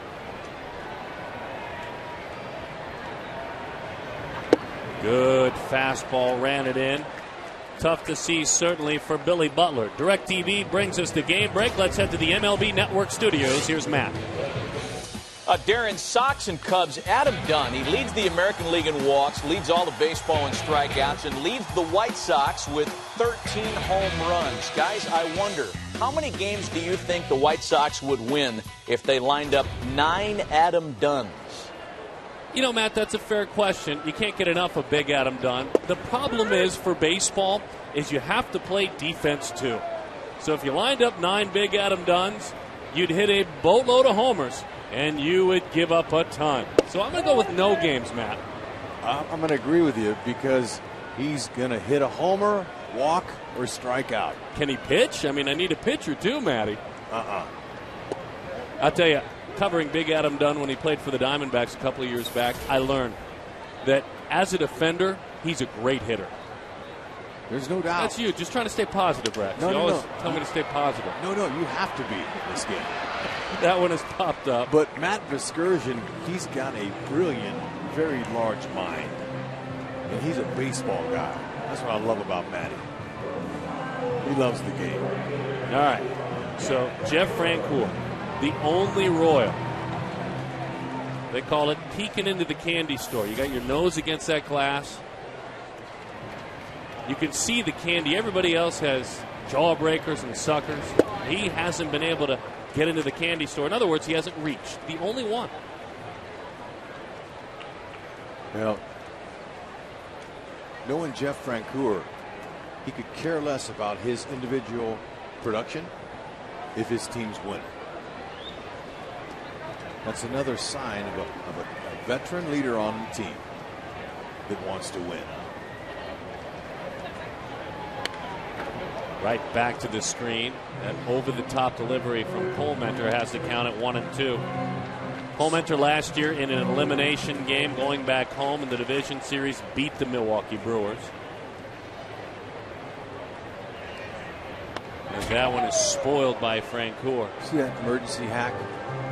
He gets some base hits like that. Gets off balance. But with 2 strikes, he's going to foul off that borderline pitch to buy him a cookie. We talked about the candy store. He's looking for that one. Hung a curve ball, belted to left. Tough break there for Francoeur. Colmenter, the meantime, gets away with a hanging bender. We roll on. Me and Rex and 9 Big Adam Dunns here in Kansas City.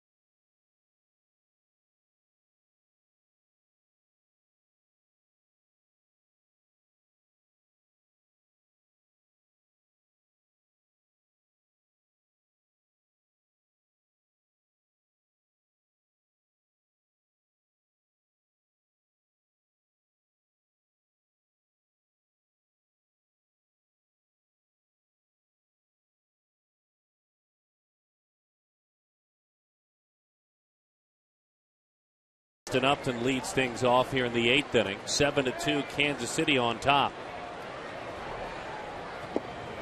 1-0 the count. The right arm of Aaron Crow goes to work. Upton walked back in the 3rd inning. And in his last 5 games, he's got 4 hits but 7 walks, so he's starting to reach a bunch. That one grabs the inside corner.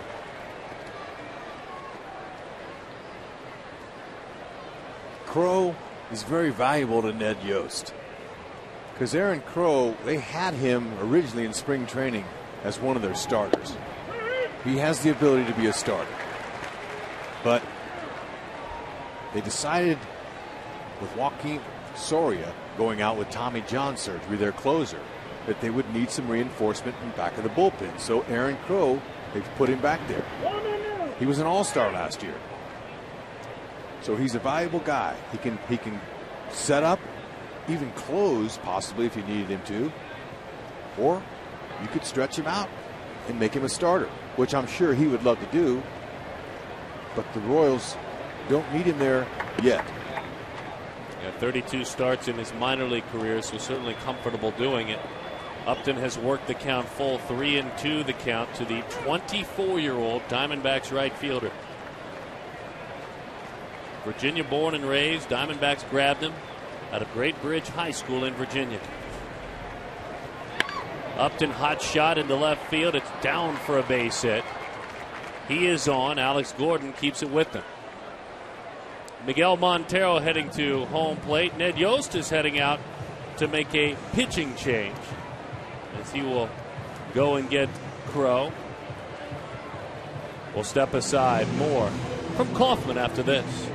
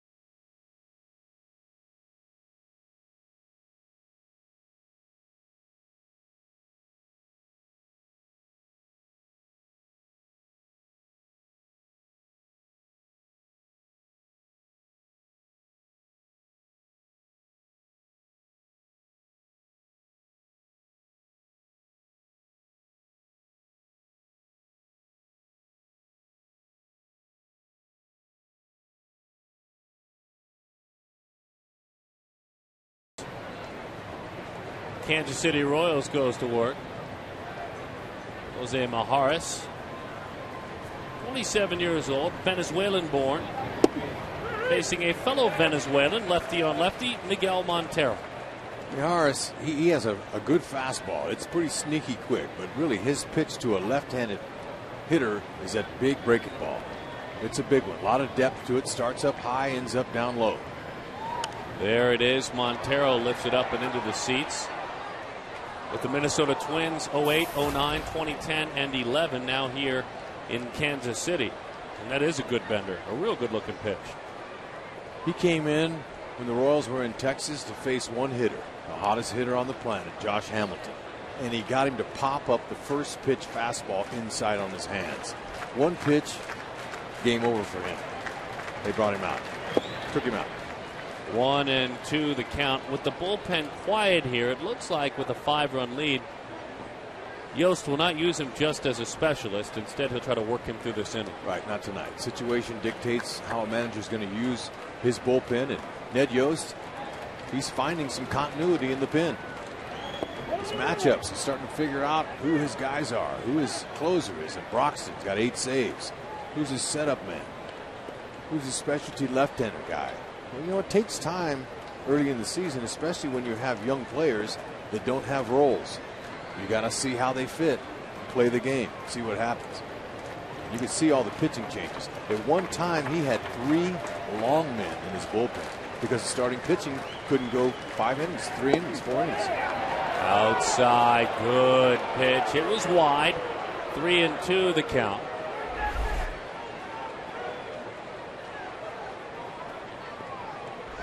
Good foot outside. Yeah, Brian Pena made it look good. Tried to frame it up back there for Greg Gibson. Home plate umpire. 3-2 hanging around. That's a similar pitch that he got Hamilton with, and Montero spoiled it. You know, and what I like about Montero is not the fact that he's worked really hard defensively, and he credits bullpen coach and catching coach Glenn Sherlock for that improvement. He's worked hard, but man, he takes a rip. He doesn't get cheated up at the dish at all. He swings hard. Breaking ball. What an at-bat by Miguel Montero. He earns his way on with a walk. Let's head it on back to our MLB Network studios. Here's a DirecTV game break. Matt? Darren Hudler's going to love this catch. Vicente Padilla's on the verge of giving him up a hanger to Ruiz into the gap, and in comes Ryan Sweeney out of nowhere to keep the Red Sox lead in check at 3. That's going to get it, Hud. You got that right, partner. Give that guy a big contract. You know, and he showed the ball. Did you see that, Sut? I did. He made the catch and he showed it to the umpire, and he's proud. He should be. He got dirty. Payne's a little bit frustrated. He pounds that catcher's mitt to go out and talk with his pitcher. Let's get it right. We've got a runner at second. A mistake here, then you've got a ball game, and that's what you want to avoid, a 7-5 ball game. Yeah, now, they're not out of the woods. Diamondbacks came back on them last night and scored and won. And you mentioned the dominance they've had over the Royals in this ballpark in Interleague. So, Greg Holland gets up. He's another hard-throwing right-hander.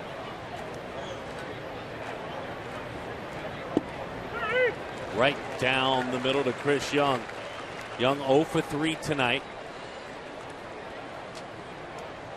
The first 2 Diamondbacks have reached in 4 of 8 innings. 4 of 8 innings with just 1 run scoring. Down the left field line, that one goes. It is down for a base hit. Matt Williams stops at the last minute. Justin Upton. He was wheeling him around, and then at the last minute changed his mind. Gordon fired it back in. Bases full. Nobody out. Okay, now, Ed Yost is starting to think a little bit here. It's a good swing here by Young. He's got a left-handed batter coming up in Kubel. He's got his lefty out there who's given up a few hits this inning. You see Matty Williams giving him some words of advice with nobody out. They'll probably see if he can get through Kubel and then go to Holland, who's warming in the pen. The Kansas City bullpen has given up 17 home runs this year. A high total, but their ERA 3.35 respectable. Kubel right on that one, fouls it back to the screen. 0-1 the count. Yeah, that's his get ahead pitch. Harris lucky that Kubel didn't get that one. Diamondbacks, with them loaded up this year, are hitting .243. They got 1 slam.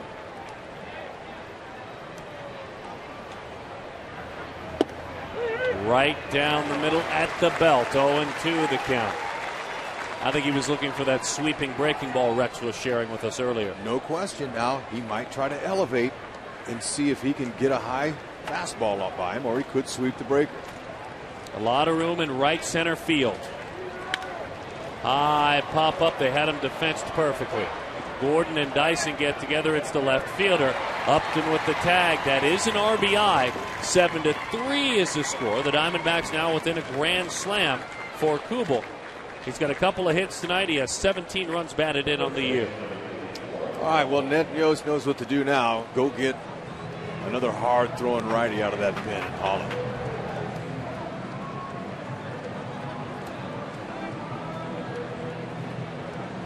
To the pin to win.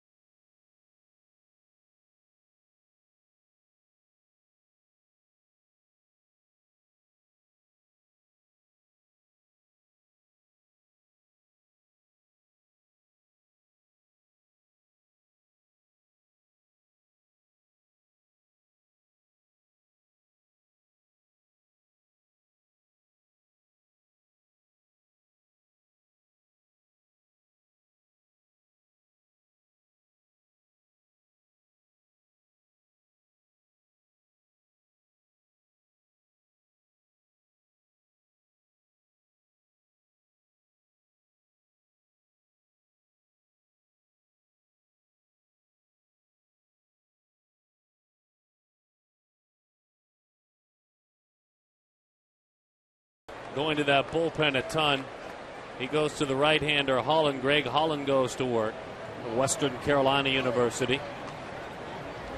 A great year last year. Tough start to this season.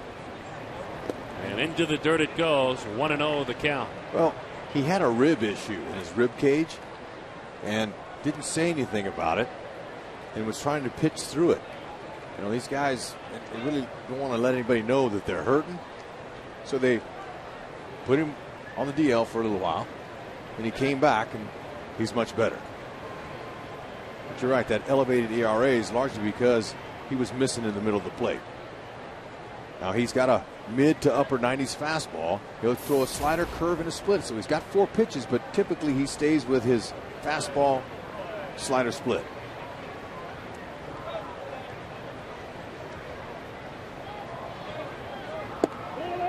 Two and 0 the count to the slugger Goldschmidt. A slugger by title, certainly. He has just 2 home runs this year. Arizona trying to take a journey that they've never taken before. Trailing 7-0 after 6 innings. But the Diamondbacks have comeback ability. They showed it last year. 48 times come from behind wins. And that carries over to this year too, believe it. 3-0 the count. But Goldschmidt, 83 minor league home runs. 38 in pro ball last year. Meaning 30 in the minors, 8 in the majors. A grand slam home run in the division series against the Brewers. This year the power has been slow in coming. It's there, but it's been slow in coming. Well, Brian Pena just went out and talked to Holland. Probably said, hey, look, 3-0 doesn't mean he's going to be taken. The most aggressive 3-0 club in baseball. Right at the knees. He made a pitcher's pitch to him. 3-1 the count.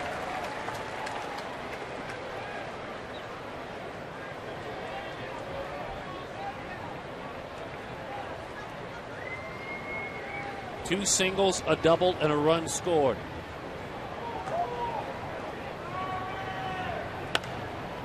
Beat him with a fastball. It's a long run. Going is Hosmer. Still streaking, unable to make the play. Great effort.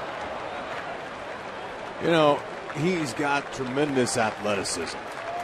He runs well. He's got good soft hands, does Hosmer. And look at the chase.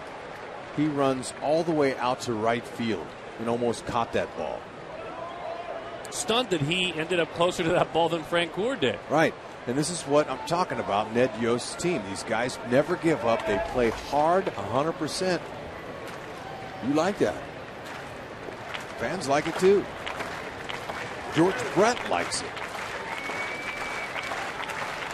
Certainly the way he played, the way Kirk Gibson played when he was a ball player, he expects Arizona to play the same way.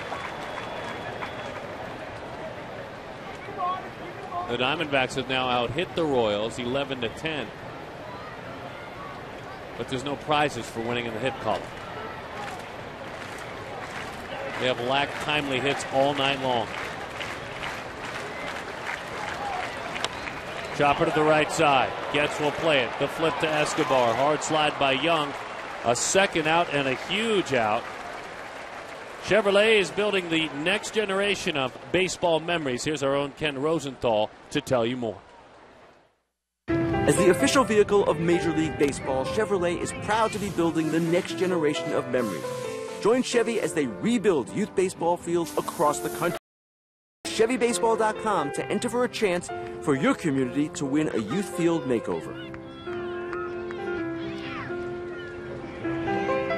Thank you, Ken. That's good stuff, and Chevrolet certainly proud of that. Their partnership with Major League Baseball and with Fox.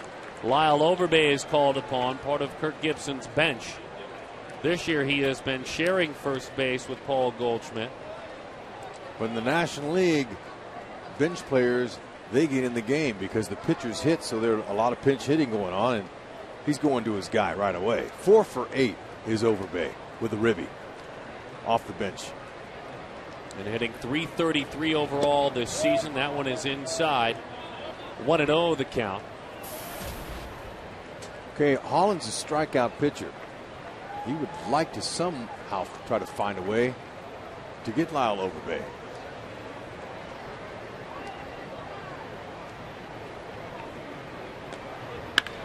Hot shot out to second. Got him with a fastball. There is Getz. There is Hosmer.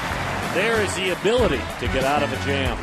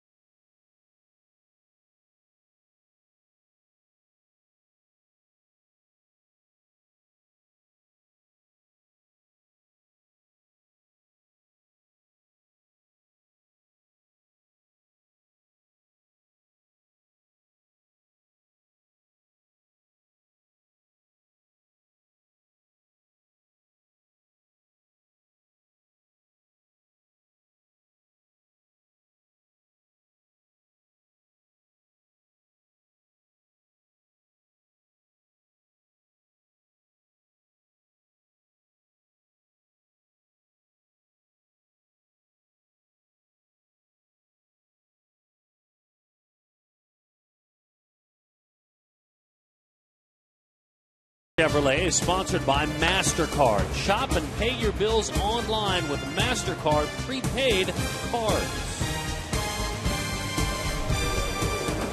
What a beautiful night. What a beautiful yard this is. Kauffman Stadium celebrating its 39th birthday. Had a facelift a couple of years back. And ready and proud to stand tall and host the All-Star game this summer. About 50 days away, and of course all the action right here on Fox on July the 10th. Yep. Largely responsible for that is Senior Vice President of Business Operations Kevin Ulick with the Royals. Helped with the facelift along with all of his fantastic people that help him. And before Kevin Ulick came over here to Kansas City, he was with the Angels and helped with their remodeling in that ballpark. Change up. Had Moustakas out front. 2-2 the count. Has scored all 3 times he has come to the plate with a homer, with a single, reached on a fielder's choice and scored. That one is a good pitch in on his knuckles, and it's fouled off.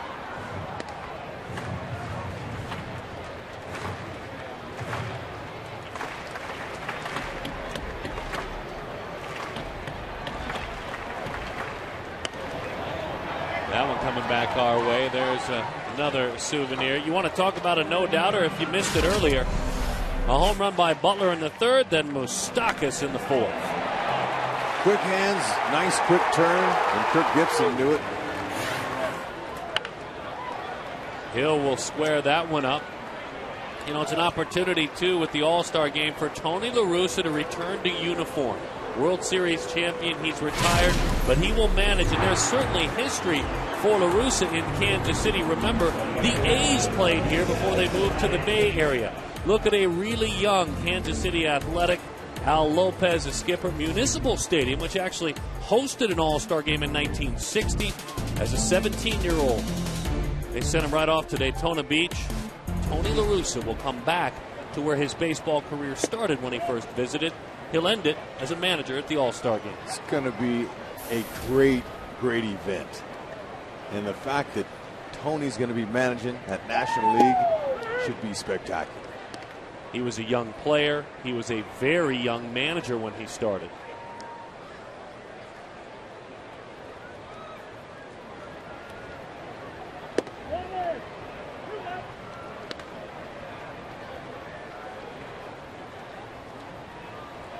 You don't have to look hard to find an All-Star logo, as it should be.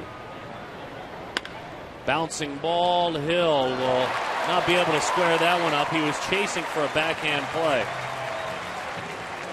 That's got to be a knock. We'll wait that scoring, but first we'll listen to Miguel Montero, who's been mic'd up all night. It's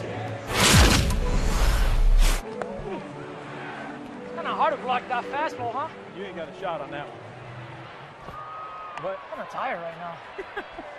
Oh, we've been working hard, man, back here. what's that? We've been working hard back here. We have been working hard. That's our job. Miguel Montero's caught 302 innings coming in. That's more than any catcher in the big leagues. Last year, he caught more than any catcher in the big leagues innings worked. So, yeah, he has been working hard, and he actually can say that with conviction. Yeah, hey, look, that is a very demanding position, especially in the heat of the summer. Although where he plays in that ballpark there, they have a roof, and they get a little AC, so he gets a little break from that Arizona heat.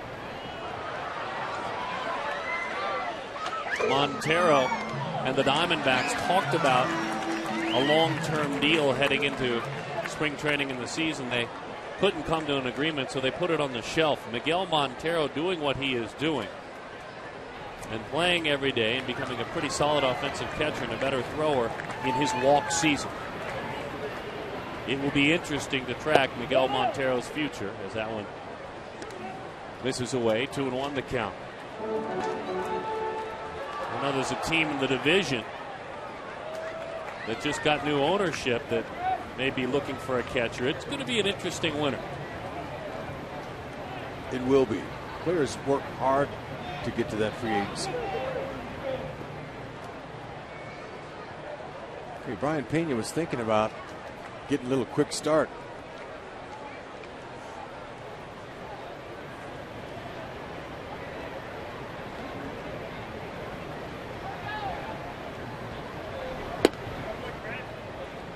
3-1 the count.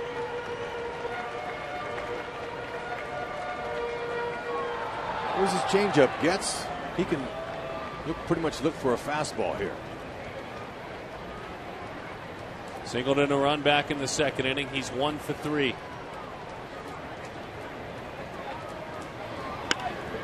Fly ball center. Young is tracking.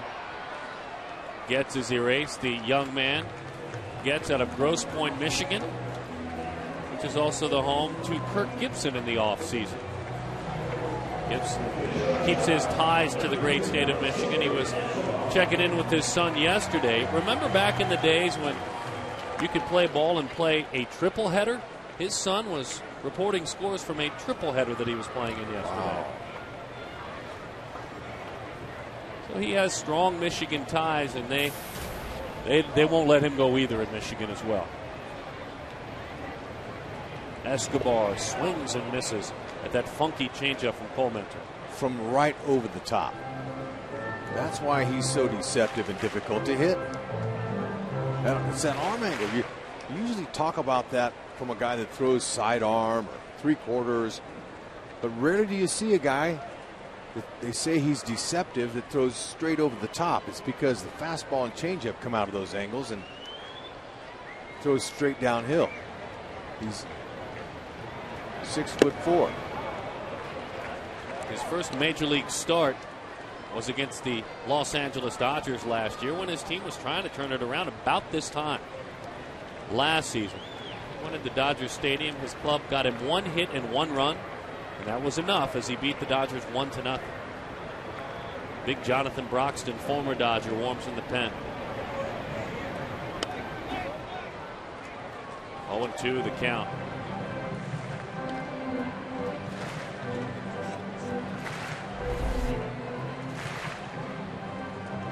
Check him out. He's going right downhill. And that's it. You hear that term, downhill, because it's a harder angle for the hitter to square that ball up when a guy throws straight down. 0-2 the count on Escobar. In on his hands. Willie Bloomquist is there. That will do it.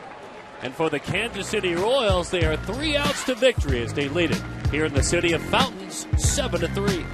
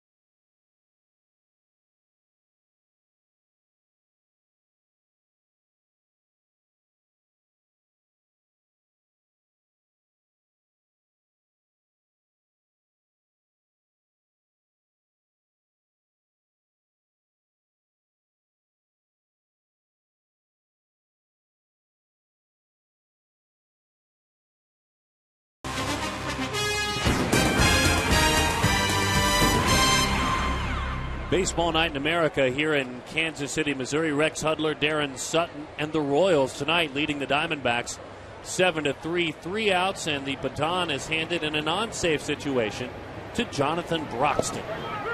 And he gets a long ways away from that National League Western Division by coming here to Kansas City, middle of America. And what do you know, he goes back to work in a team that he has faced 50 times in his career from his time in L.A., the Diamondbacks. Yep. You never know in the grand game of baseball what can happen.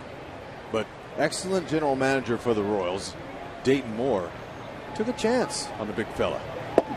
Just came off a little bit of elbow surgery in the offseason. They weren't really sure if he would ever regain his form, but they took a chance, and so far, so good. They like what they've seen from the big fella. He's throwing mid to upper 90s with a slider and a curveball. Been getting ahead, and he's closing down some games. The 0-2 to Roberts. Fastball, fly ball, right field. Francoeur tracking, still going back. A fine play by Jeff Francoeur.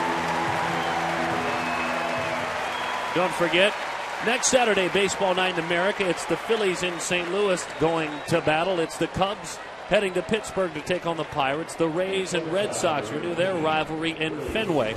The Angels, Mariners, Rockies, Reds. It's baseball night in America, presented by Chevrolet. It all cranks up at 7 Eastern in prime time, or 4 Pacific, only on Fox. Check the local listings for the contest in your area.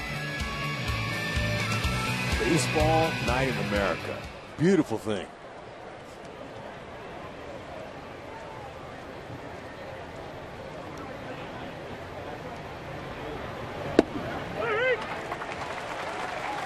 Broxton, 6'4", about 300 pounds, big, strong Georgia boy. He's got a teammate, Collins. Tim Collins stands about 5'7". Still throws hard. I mean, still throws in the mid-90s. If you want to feel like there's a difference in size, there it is. They both throw in the 90s. Look at that. David and Goliath today. Yeah. Check them out. Big difference. Now, earlier in the season in spring training, they were having some fun with Broxton. Him and Everett Tiefer. They got a pair of Broxton's game pants, and each one of them got in one leg, or they put their whole body in one of Broxton's legs, and the other, and they got both of those guys, and they buttoned up his pants. And, it was interesting and hilarious. Big, strong, hard-throwing right-hander. Not a safe situation. He's got 8 so far this year. Tonight's Burger King Smooth Plays of the game brought to you by Burger King with 1 out to go. Well, it's Bruce Chen, and it's funny when you talk about Bruce Chen. He is trying to beat the Arizona Diamondbacks for the first time since 1998. In his 3rd big league start, he pitched against the Diamondbacks. He beat him. He beat him by a score of 10-0. Matt Williams was in the starting lineup. It was Arizona's inaugural season. Wow.